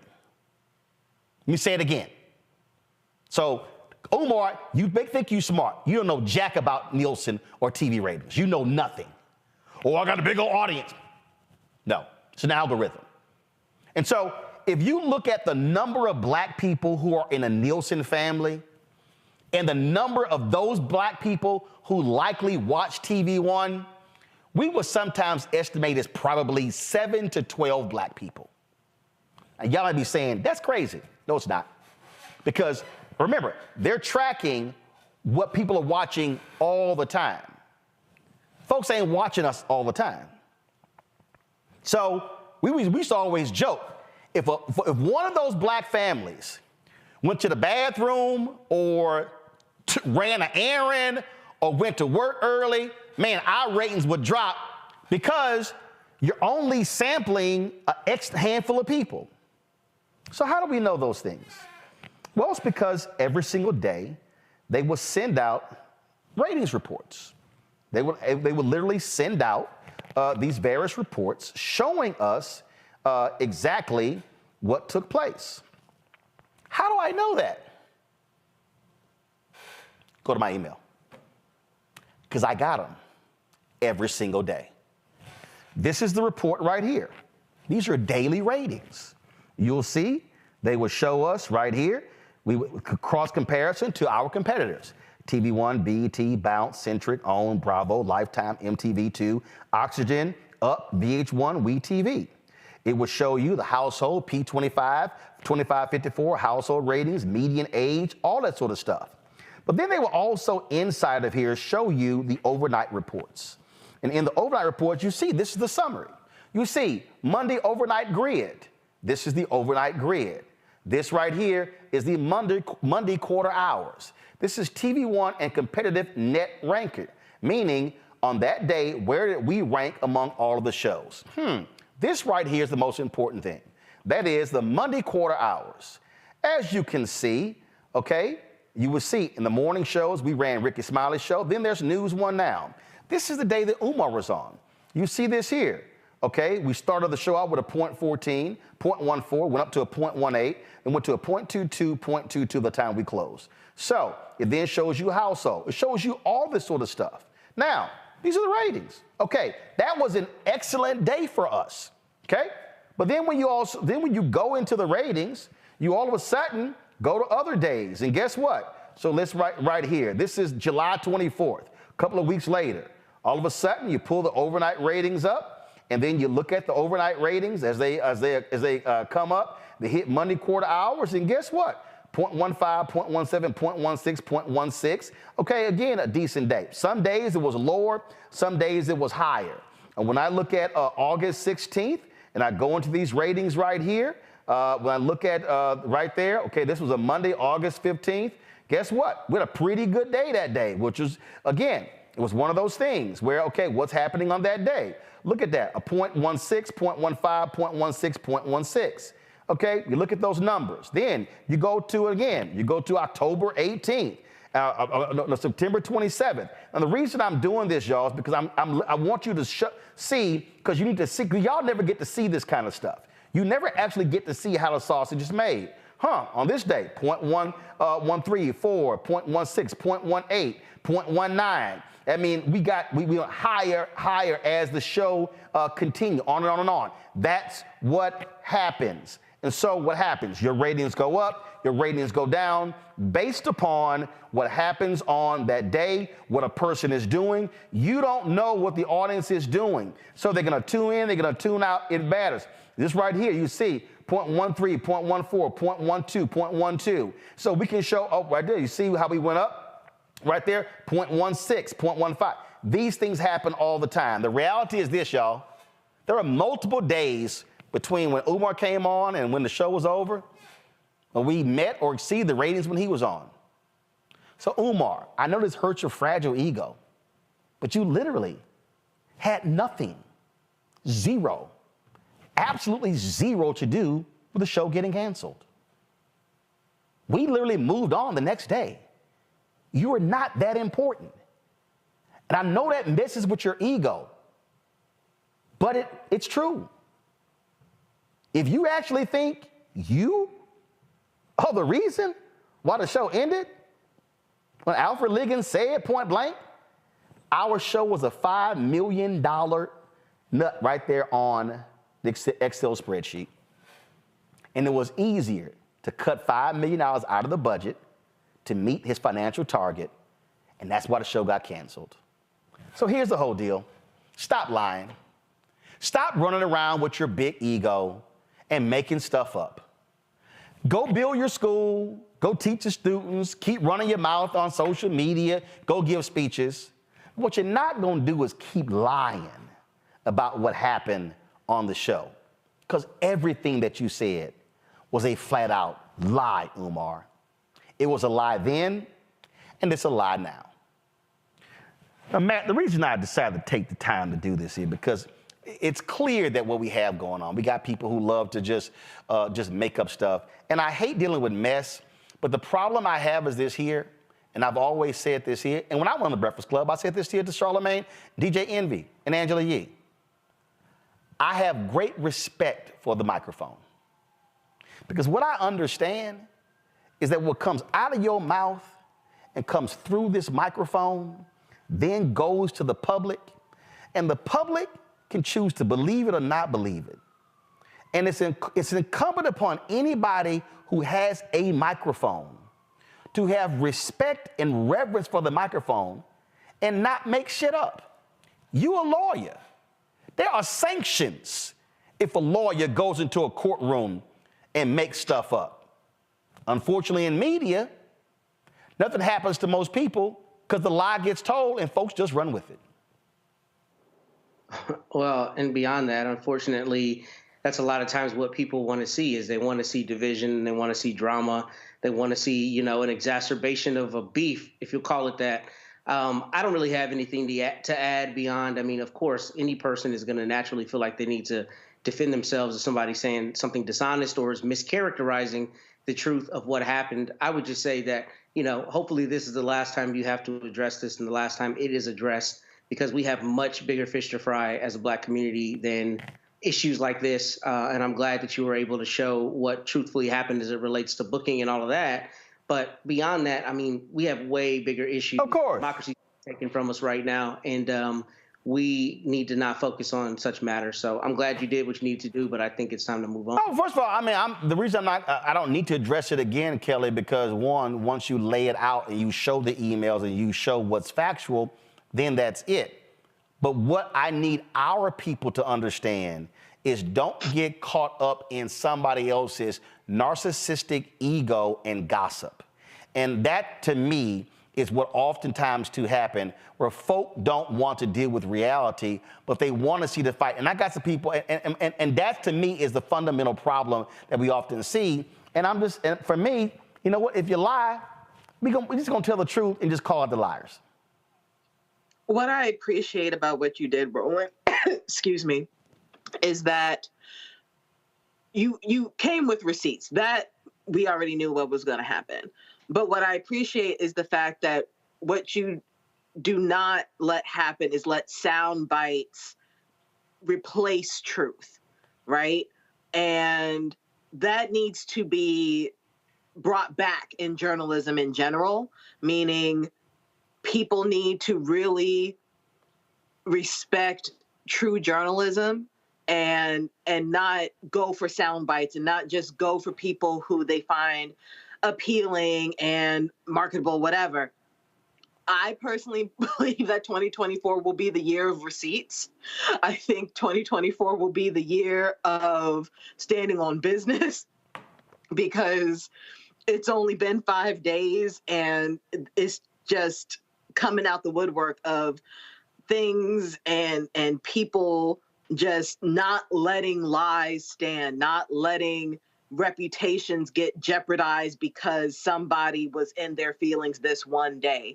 And I have a lot of respect for you for that. Obviously, this is your show and you're going to say whatever, but I definitely just wanted to put that out there regarding that. Now, regarding Umar Johnson specifically, I always say this about him, that he is a broken clock and that he is right twice a day. This was neither of those times. You know, Michael, after this, a lot of his people were on my social media page, sending me emails, and man, need to be a part two. And Umar saying the same thing. Even people in the chat room right now. I said then, I say now, Umar Johnson will never be on my show again. Why? Because I'm not entertaining narcissistic, egomaniacal folks. When you lie like he has done for 6 years, why would I bring you back on my show? Why? And he's right. There were no issues beforehand, but he was angry at the two of the panelists disagreed with him. Dude, it happens. Everybody not going to agree with you. It happens. And so the bottom line is, and you not beyond getting questioned. But to the people out there who say, man, you need to bring them on, y'all need to, and this also kills me, Mike, when they say, no, man, we shouldn't have two black men fighting, they should be working together. No. Go do what you do. You're not in my lane. Go do what you do. You can go do what you do and help black people. I can go do what I do. But what I don't have to do is bring you back on the platform and deal with more foolishness. It's completely unnecessary, and it ain't gonna happen. So let me address it like this, because I'm not going to get involved in the back and forth. I know you, Roland, for years. I've known Umar for years. I actually met Umar before I met you, Roland. I met Umar back in 2012 here in Detroit. I worked with Umar in the past in various capacities, had him on the African History Network show a number of times. I think about 2 years ago, we were both on Tammy Mack's show on the Fox Soul TV network with crazy-ass Reverend Jesse Lee Peterson. So, you know, if it's a situation where, and this is something my teachers taught me, Professor James Small, Dr. Leonard Jeffries, and Professor Kaba Hiawatha Kamenei. For me personally, if it's a situation where I have a disagreement with somebody or something like that, if it's Umar or somebody else, you know, I'm going to pick up the phone and call them. I totally understand what you're doing, Roland, because it's your show, and the first incident happened on your show, so I'm not criticizing that.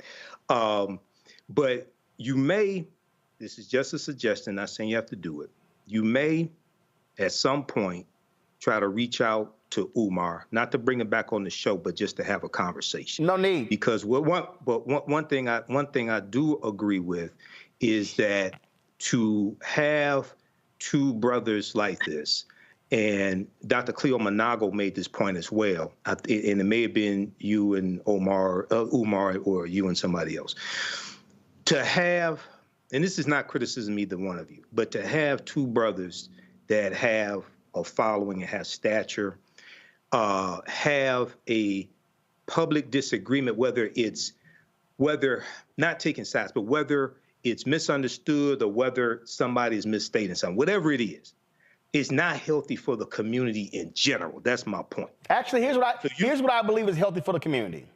I believe that what is healthy for the community is when somebody lies publicly, they be corrected publicly. Now, he's had 6 years not to lie. He's lied for 6 years. So, and here's the other deal. I ain't blocked Umar. Oh, he blocked me. So I don't deal with the little petulant stuff. No, I don't make that phone. Here's why I don't make that phone call.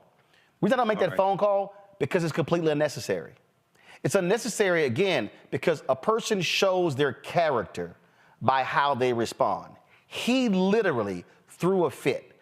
I mean, numerous posts trashing me and the show, calling us all kinds of names, you name it. I'm talking about, I mean, his people were on my page for a year after that. I still get people, man, you did Umar wrong.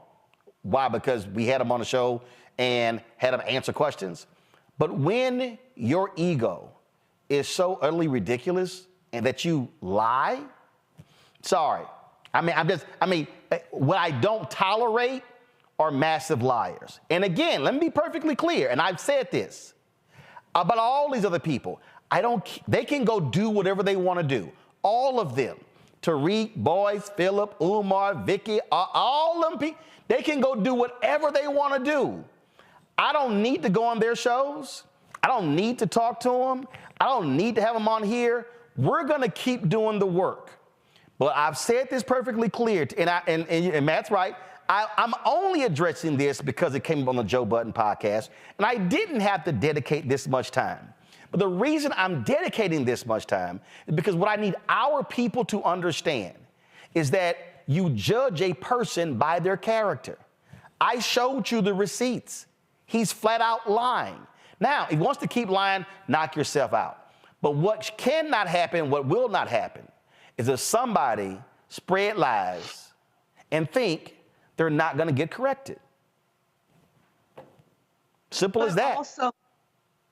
But also, Black people aren't a monolith. Like, you've had people on your show who are conservative.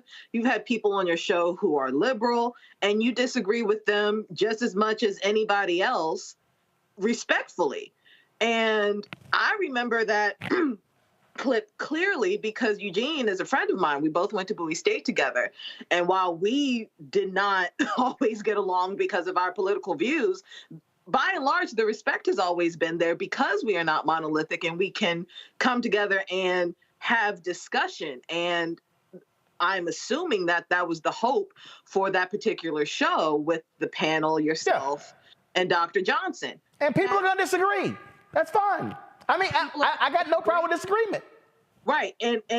But moreover, you are respectful in that disagreement. When Dr. Johnson, and I use that term loosely, called Eugene a coon, that's where the decorum went out the window. Yep.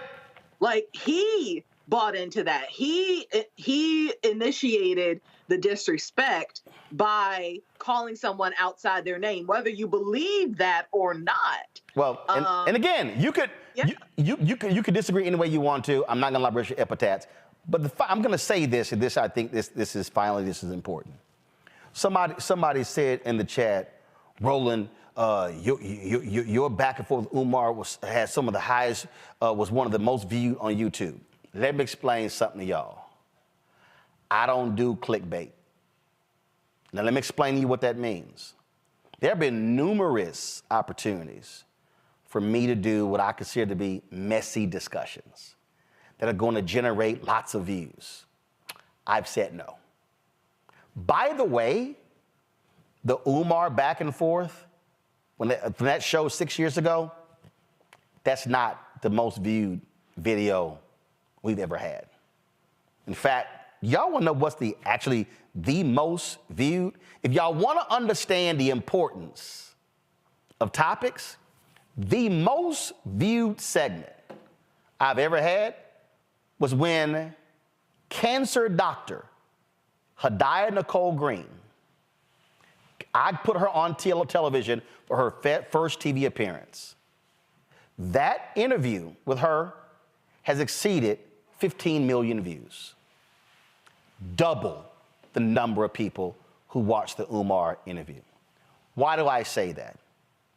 We were talking about curing cancer. We were showcasing a brilliant black woman who has come up with a way to get rid of cancer. Folks, that's called impact. And what I've done, I've invited her to numerous opportunities to meet with people, to meet with billionaires, to meet with others, to help her raise the $30 million for her foundation. And she's trying to raise the money because she doesn't want to take money from pharmaceuticals. I'm saying that because what I need people watching to understand is we need to get out of, and matter of fact, somebody tweeted this, and I loved this comment that I read the other day. And it really was, because they were talking about, matter of fact, I think this person was talking about that podcast interview. And the person said this here, and I think it nailed it. And what she said was, she said, I enjoy conversations about evolution, history, art, education.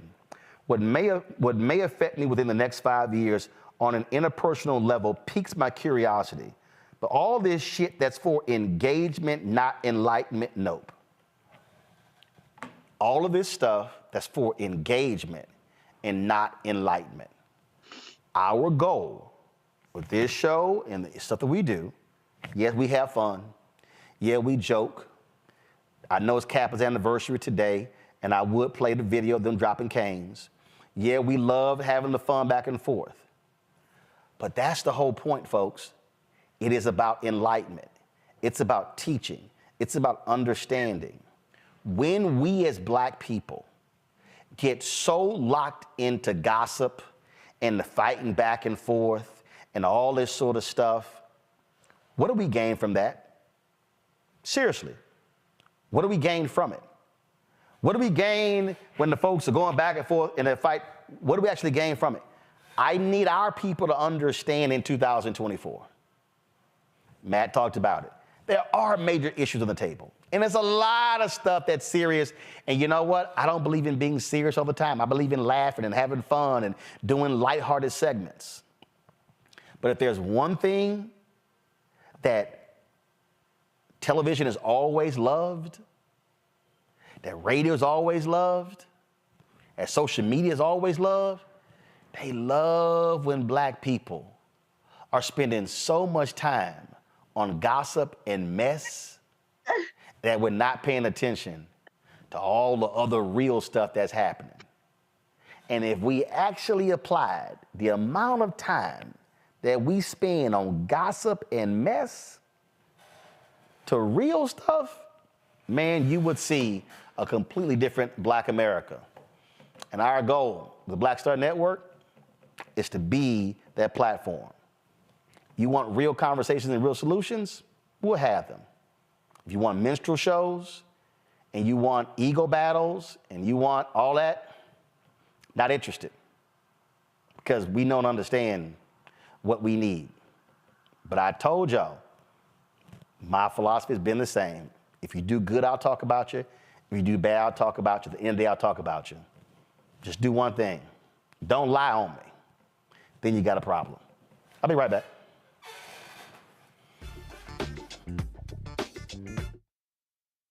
This week on The Black Table with me, Greg Carr, reparation, is it finally time? Two of the country's foremost authorities on the subject will join me to try to answer that very question. Powerful installment of The Black Table with me, Greg Carr, right here, only on the Black Star Network.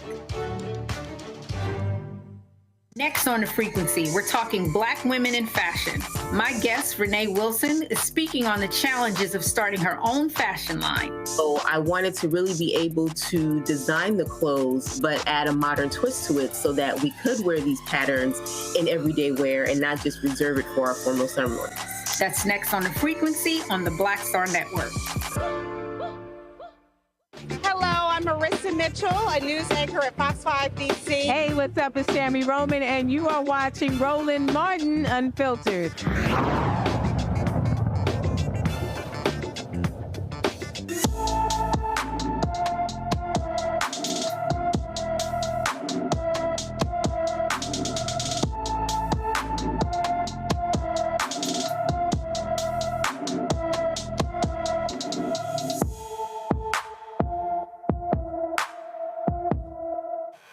Sophia Rowland has been missing from her Tacoma, Washington home since December 6th. The 13-year-old is 5 feet 5 inches tall, weighs 135 pounds, with brown hair and brown eyes. Anyone with information about Sophia Rowland is urged to call the Tacoma, Washington Police Department at 253-287-4455, 253-287-4455.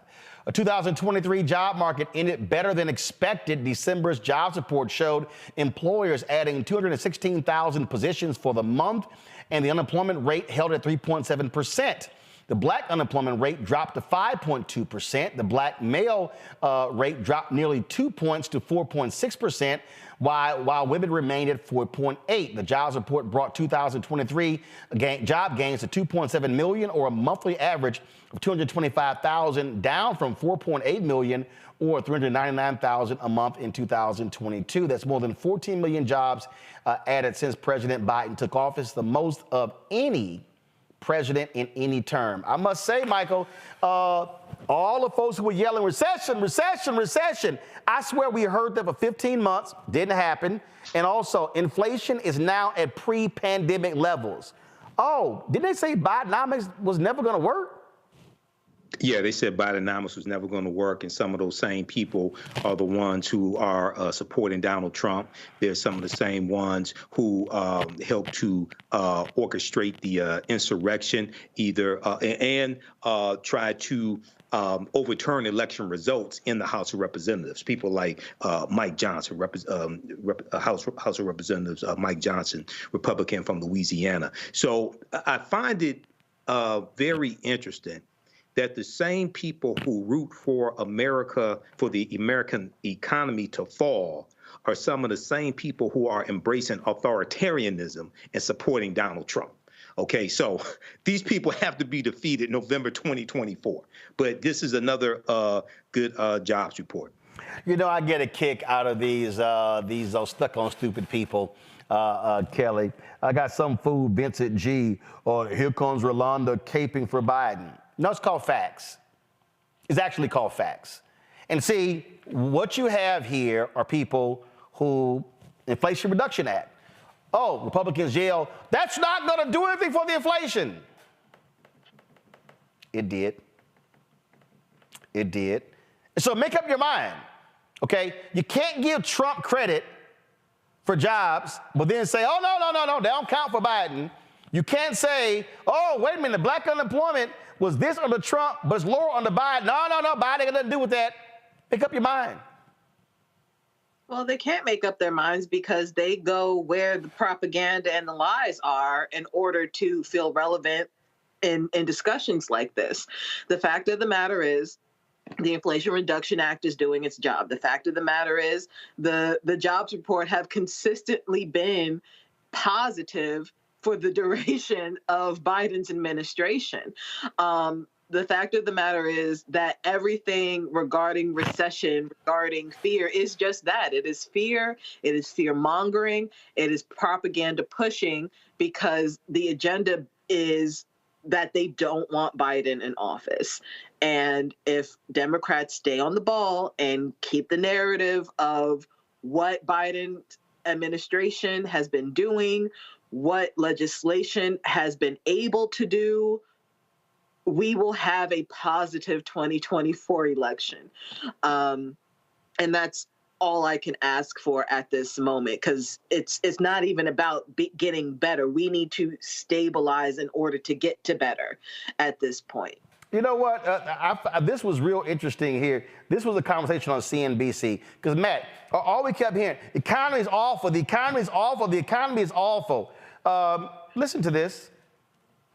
36 months of job growth. Right. I think 20 plus of sub 4% unemployment as we stay at 3.7. Yeah, I mean, it's 2.7 million jobs added in the full year. It's just it's a great economy, and there's nothing you can do about it. It's a great economy. Okay, so and Matt, that's what I'm laughing about. There's nothing you can do about it. It's a great economy. Isn't that what we want? Yeah, it's exactly what we want. And it's funny we're talking about this today because The Atlantic did a podcast episode called Why a Good Economy Feels Like a Bad One. I haven't listened to it yet, but my understanding is the premise is that, you know, the metrics show that the economy is doing well, but the sentiment in the country is that the economy is not doing well. And to Kelly's point, I think some of that is the natural byproduct of propaganda, but also people, frankly, not knowing how to evaluate the actual metrics. And buying whatever echo chamber's version of the economy being good or bad they're being presented with and not looking at the numbers on paper. What I did think was interesting about this, though, is part of this boom was 52,000 new government jobs. And I'm wondering what the phenomena is behind why that would happen in December. I would see that maybe with retail or somewhere else, but I thought that was an interesting metric. But I think this is a good thing. And, you know, once people recognize that it's actually a good thing, then we can settle into some of those fears being allayed. So, but see, here's the thing here, Michael, and this is what people have to understand. First of all, if all you get from the right wing is doom and gloom, and I need people to understand that Fox News ranks as one of the top cable networks, not cable news networks, top networks. So now you're getting that constant drumbeat, awful, terrible, bad, sucks, awful, gas prices too high, food too high, eggs $10 a dozen, constant, and then the conservative radio, and then all of a sudden, then when you watch stuff, the television shows, send a reporter out to a gas station to show when gas is $5 a gallon. Oh, gas dropped to $2.79. Don't send a reporter out. So when you have that, it's constant, and remember, I swear, for at least 15 months, every day, recession. Remember Jamie Dimon, JP Morgan, Jeff Bezos, Amazon, Goldman Sachs. They were all saying, recession's coming. So what happened? Amazon cut, Meta cut, Facebook cut. All they start cutting. Here comes a recession. It never came. Exactly. That's the propaganda of the media. And for Republicans, basically their number one news source is Fox News. So they're listening to this doom and gloom on Fox News and they repeat it. Then it's reinforced by white conservative, right-leaning talk radio. Okay. So once again, this is why facts matter. This is why the Black Star Network matters. And I would encourage people to read this document, fact sheet, how the Inflation Reduction Act helps black communities. It's at whitehouse.gov, and it goes through and it shows you how the Inflation Reduction Act that no Republicans in the House or the Senate voted for, and the only reason why this bill passed in the Senate is because Vice President Kamala Harris was the tie-breaking vote. Okay? Because the vice president presides over the Senate. This is why this passed. It talks about lowering prescription drugs. It talks about diabetes drugs. It talks about climate change and dealing with energy, things like this. And climate change, combat climate change and lower energy costs. It takes you through step by step and shows you how the Inflation Reduction Act that no Republicans in the House or Senate voted for are helping the African-American community. So if Republicans say they're so good for African-Americans, where are your policies? Where are they? Show them to us. And why didn't you get any of them passed in the House of Representatives in 2023 when you only got 27 bills passed in the House? You didn't even get a budget passed in the House. We're on the second continuing resolution. The government could shut down possibly in February if they don't pass a budget. Okay? So game recognizes game. Proper documentation ends all conversation. The thing here for me, Kelly, and I love these people. Well, you just out here, you just in their pocket. Man, they're your handlers. I mean, what are you doing? Because I'm paying attention. It's because I'm not dumb. I also know how to read. Now, am I denying the reality if there are people in the country hurting? Absolutely not. But if I'm correct, because I know I am, because we covered it, during the budget negotiations, the Republican Party literally wanted to slash food benefits to 80% to women and children. 80%. For all y'all out there who act like the $132 billion in student loan debt was forgiven, that wasn't a big deal, guess who wants drastic cuts to Pell Grants? Republicans. Guess how most black kids go to college? Pell Grants, financial aid. What the hell do y'all think is going to happen if they get control? Mike Johnson right now is fighting the Republicans in the House because they want to completely restructure the Farm Bill because that's the SNAP benefits. So who are we kidding here? So for all y'all people who sitting here, man, there you go, ride with Biden. I got two choices here, Kelly. I got two choices. I got Biden, Harris, and Democrats, and I got Republicans and Trump over here. Which one of those folks is probably going to do something for regular, ordinary people? Now, let me be real clear. I could be like a whole bunch of these conservatives, like, that's not my tax bracket. I'm good with those tax cuts. But I know damn well it hurts our people. Here's the thing, like, I mean, all I can do is echo the sentiments that you just stated. What I find even more ironic is that the people who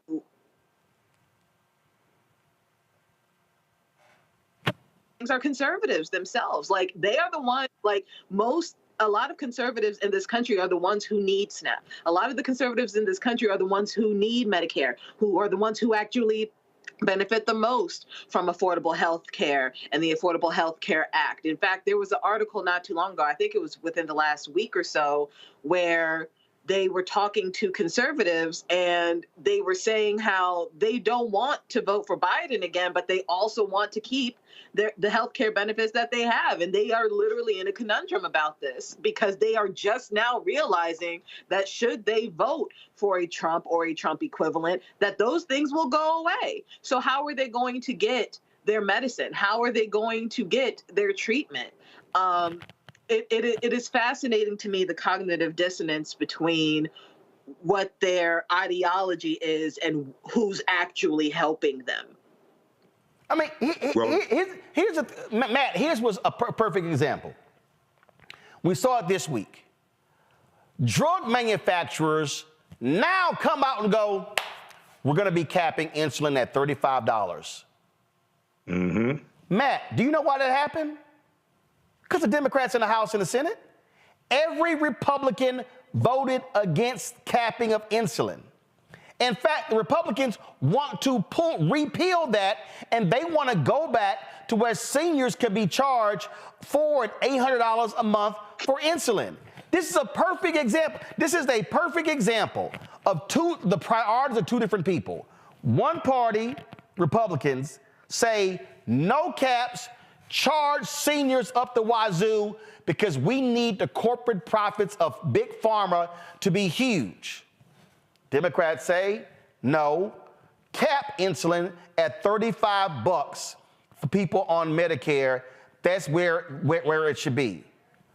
It's real clear. Like, every Republican voted against capping insulin. What do they think is going to happen, Matt, if the Republicans control the White House, the House, and the Senate? You can get rid of those insulin caps. They're gone. I would agree, but what defies logic is why people continue supporting, as Kelly alluded to earlier, continue supporting policies and politicians whose ideology, are directly contradictory to their lives. Because Howard Dean said in 2004, God, gays, and guns, and in 2024, caravans, here they come. The illegals, here they coming. while your ass is getting fleeced, because you know who also loves those illegal immigrants, who love those migrants coming over? All those folks who employ them, and, and a lot of them are conservative company owners. Matt, go ahead. And all of these people who like to go to HEB and pay less for their produce. I mean, let's just keep it real. They want that migrant labor, but they want the political capital to say that they're against it. And that's really what it comes down to. See, a lot of these conversations presume that there's continuity in these ideological positions, but there isn't. There's a moving goalpost. There's a states' rights unless it's you don't like it, right? There's a we're against welfare, but it's okay if those good white Midwestern farmers need subsidies. We don't call that welfare, but we call welfare if it looks like, you know, somebody like us who needs help. So the reality is we're not talking about ideological continuity. And to your point, right now, there are very clear lines of demarcation. But it's interesting you bring up healthcare in particular, because that's one of the things that always surprises me, that it is not a line in the sand, especially for seniors in this nation, right? It is so expensive, healthcare.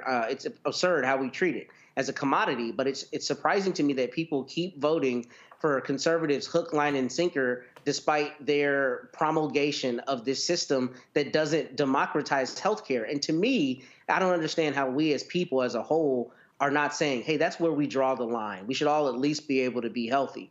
But to your point, there are two very clear camps. And I don't know how long that's going to persist, but I see it especially here in Texas, a lot of those contradictions where they're continuing to vote for people whose interests are directly counter to theirs. Last point I want to make, because there was somebody who was in on the YouTube channel, and they were talking about, oh my goodness, gas prices are so high. Let me help y'all out. Do you know what contributes mostly to high gas prices? State taxes. So when you're blaming Biden, Harris, or Democrats, or even if you're blaming the Republican, it ain't the federal government, y'all. Because let me also help y'all out, okay? And here's the deal. Stop believing the Republican lie.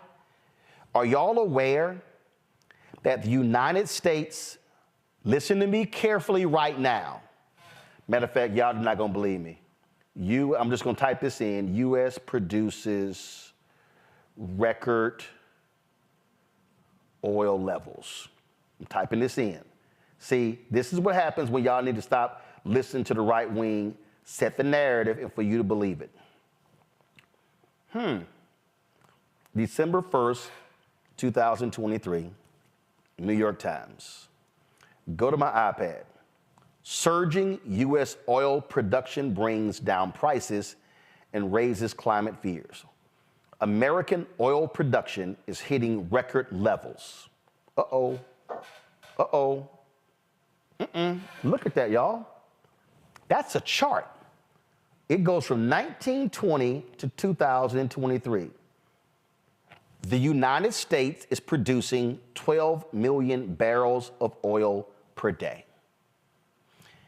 Let me tell you what happens with the oil companies. Y'all, I am from Houston, Texas. It is the petrochemical capital of the world. When oil prices are low, oil companies are not making as much money.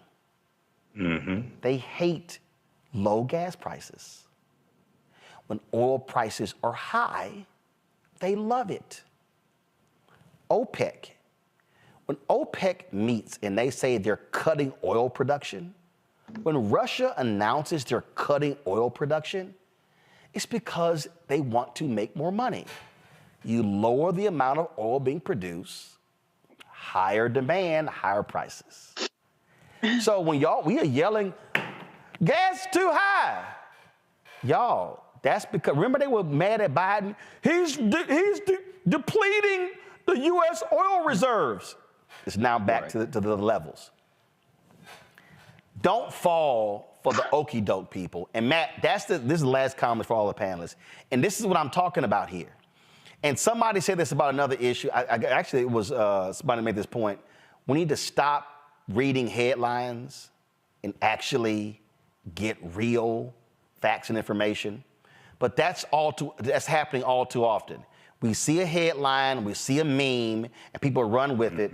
And it drives me crazy. And I think that's one of the reasons why Biden's numbers are so low is because all we have heard for 3 years is the economy is tanking, it's gonna tank, it's gonna tank. People are getting, like, they're raising interest rates. Matt, interest rates couldn't stay at 0% for another 10 damn years. They were already low for 15 years. This is basic economics, but unfortunately, people are caught emotionally, and that's what's driving a lot of this narrative. And it's confirmation bias. I mean, just like you showed the clip with Jim Cramer earlier, unfortunately, it's a good economy. When it comes to Mr. Biden, especially with him having very low approval ratings, there are people not only looking for everything to attack him on, but looking for everything to not attribute to his administration, even if it's positive. And that's what you have. You have the echo chambers about, just like you talked about, algorithms. If you get on social media, everything that is sent to you is based on obviously what you've looked at before. But a lot of that stuff will characterize everything in the light that it thinks it will be most receptive to you. And to Michael's point earlier, people who watch Fox News, Fox News does the most mental gymnastics to try to find a way to make objectively good things bad if they're attributed to Mr. Biden, and the inverse with Mr. Trump.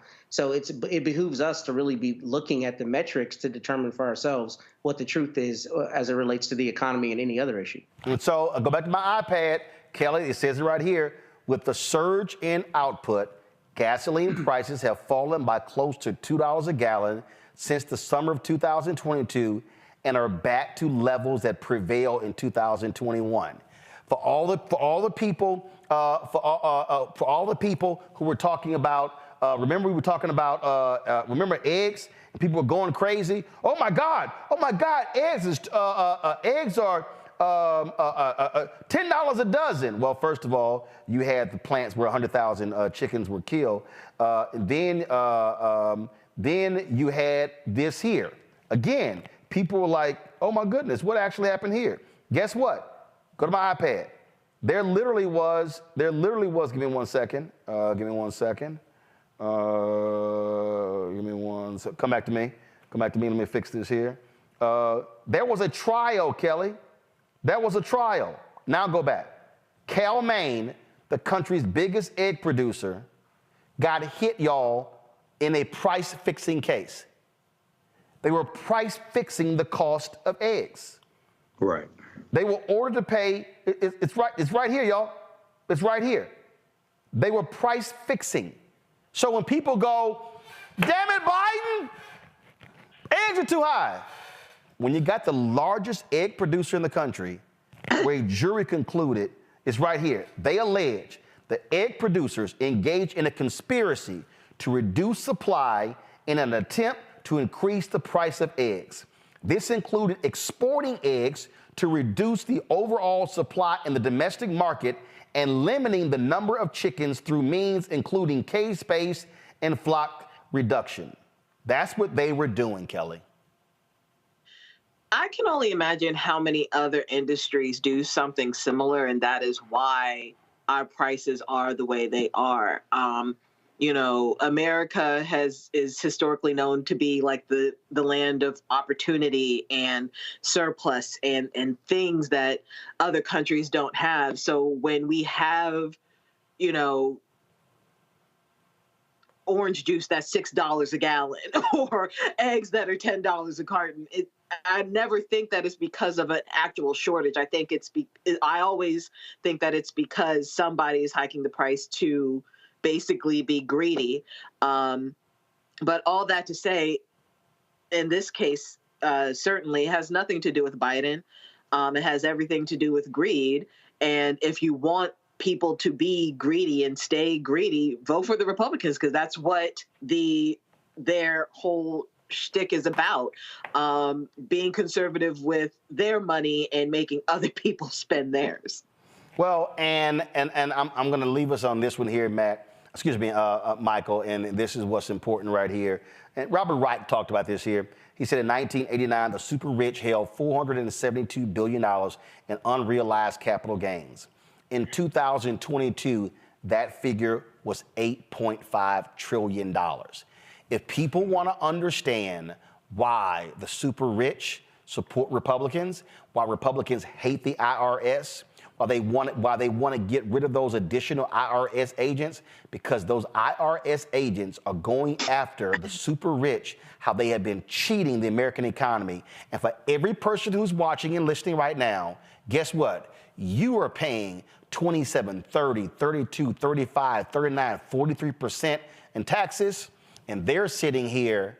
And because how this gains work is, oh, these are unrealized gains, but they actually have it. They go out and take out loans and credit lines and live off the credit line because they have these unrealized capital gains. They never want to see these capital gains, these unrealized capital gains taxed. And so again, y'all, it's right here. It's gone from $472 billion to $8.5 trillion, and they do not want that tax code change because that helps line their pockets. Yeah, former Secretary Robert Wright is correct, and Donald Trump's $2 trillion tax cut to the rich helped them as well. And we know Donald Trump added about $8.2 trillion to the national debt in 4 years. But the point I was trying to make just a few minutes ago, Roland, when you talked about Democrats and Republicans, just very quickly here, a lot of people, especially some African Americans, are talking about voting third party for president. And I want people to know that no third-party candidate has won a single electoral college vote since 1968, when Governor George Wallace of Alabama won 46 electoral college votes. It takes 270 electoral college votes to become president. You get to 270 by winning the popular votes in the state. And that's how you get the electoral college votes associated with the state. And if no candidate reaches 270, because say you have a third party candidate, then it's decided by the House of Representatives. They vote by delegation. There are 50 delegations in the House. Republicans control 26 out of 50. You just need 26 to declare president. So if Trump loses the popular vote and the electoral college vote, Republicans who control the House could vote for him based upon delegation, and he could become president again. People don't understand how serious this is. People need to read the U.S. Constitution. Or just read something. All right. Matt, Kelly, Matt, and Michael, I appreciate y'all being with us on my first day back in 2024. Thank you so very much. Let me also thank Candace. Who else filled in while I was gone? Candace filled in. Greg Carr filled in. Is that it? Anybody else? Anybody else filled in? Michael, calm down. Michael, I got you. Calm down. I'm asking Carol. Chill out. Like, he will let me. I filled in. Okay, I got you. I'm getting to you, too. That's why I asked Carol. So let me thank Candace, Greg, and Michael for filling in while I was on vacation, folks. Actually, it was the longest vacation I've ever taken. I've never taken 2 weeks. My longest before was 10 days. So I needed to chill, unwind, because it's going to be a crazy 2024. All right, folks, that's it for us. We appreciate you watching the show. Don't forget, support us in what we do. We are out here doing what's right. We're not dealing with lies. We're not dealing with all this little silliness. We're talking about facts so you can understand how this world impacts you and affects you. And so please, your support for us doing this is critical. So join our Bring the Funk fan club. We set this up because when we launched this show, September 4th, 2018, I did not want to charge a subscription fee. I did not want to go to Patreon and only say donors can watch this content. Now, some people have done that. They made lots of money. I wanted this content widely available to the masses, and that's why we do what we do. And so we're not charging for it. We make our money off of advertising. We make our money off of your donations. That's just straight up fact. That's how we make our money. And so when you support us, when you send that check, a money order, when you sit here and donate via Cash App, PayPal, these platforms, I'm telling you right now, it's huge for us. The money that you have sent has paid for television screens, has paid for staff, has paid for travel, has paid for cameras, has paid for stuff getting fixed. And so everything in here, I launched this with $350,000 of my own money and one sponsor, and we built this, but we can't, and again, our costs are $195,000 a month for everything. All shows, all producers, all staff, all freelancers, rent, you name it. That's what the costs are. The costs are real. And so that's why we ask for your support. Our goal is very simple, to get 20,000 of our fans contribute much as they want to, as less as possible. As long as we get to that $1 million goal, that's really where our goal is. And so we said, hey, if 20,000 of you contribute on average $50, which comes out to be $4.19 a month, 13 cents a day, then we hit that $1 million goal. And so you can do so by contributing to Cash App, $RM Unfiltered, PayPal, Martin Unfiltered, Venmo is RM Unfiltered, Zelle, Roland at RolandSMartin.com, Roland at RolandMartinUnfiltered.com. Again, P.O. Box 57196, Washington, D.C., 20037-0196. Folks, I'll see y'all on Monday right here on the Black Stud Network. Holla!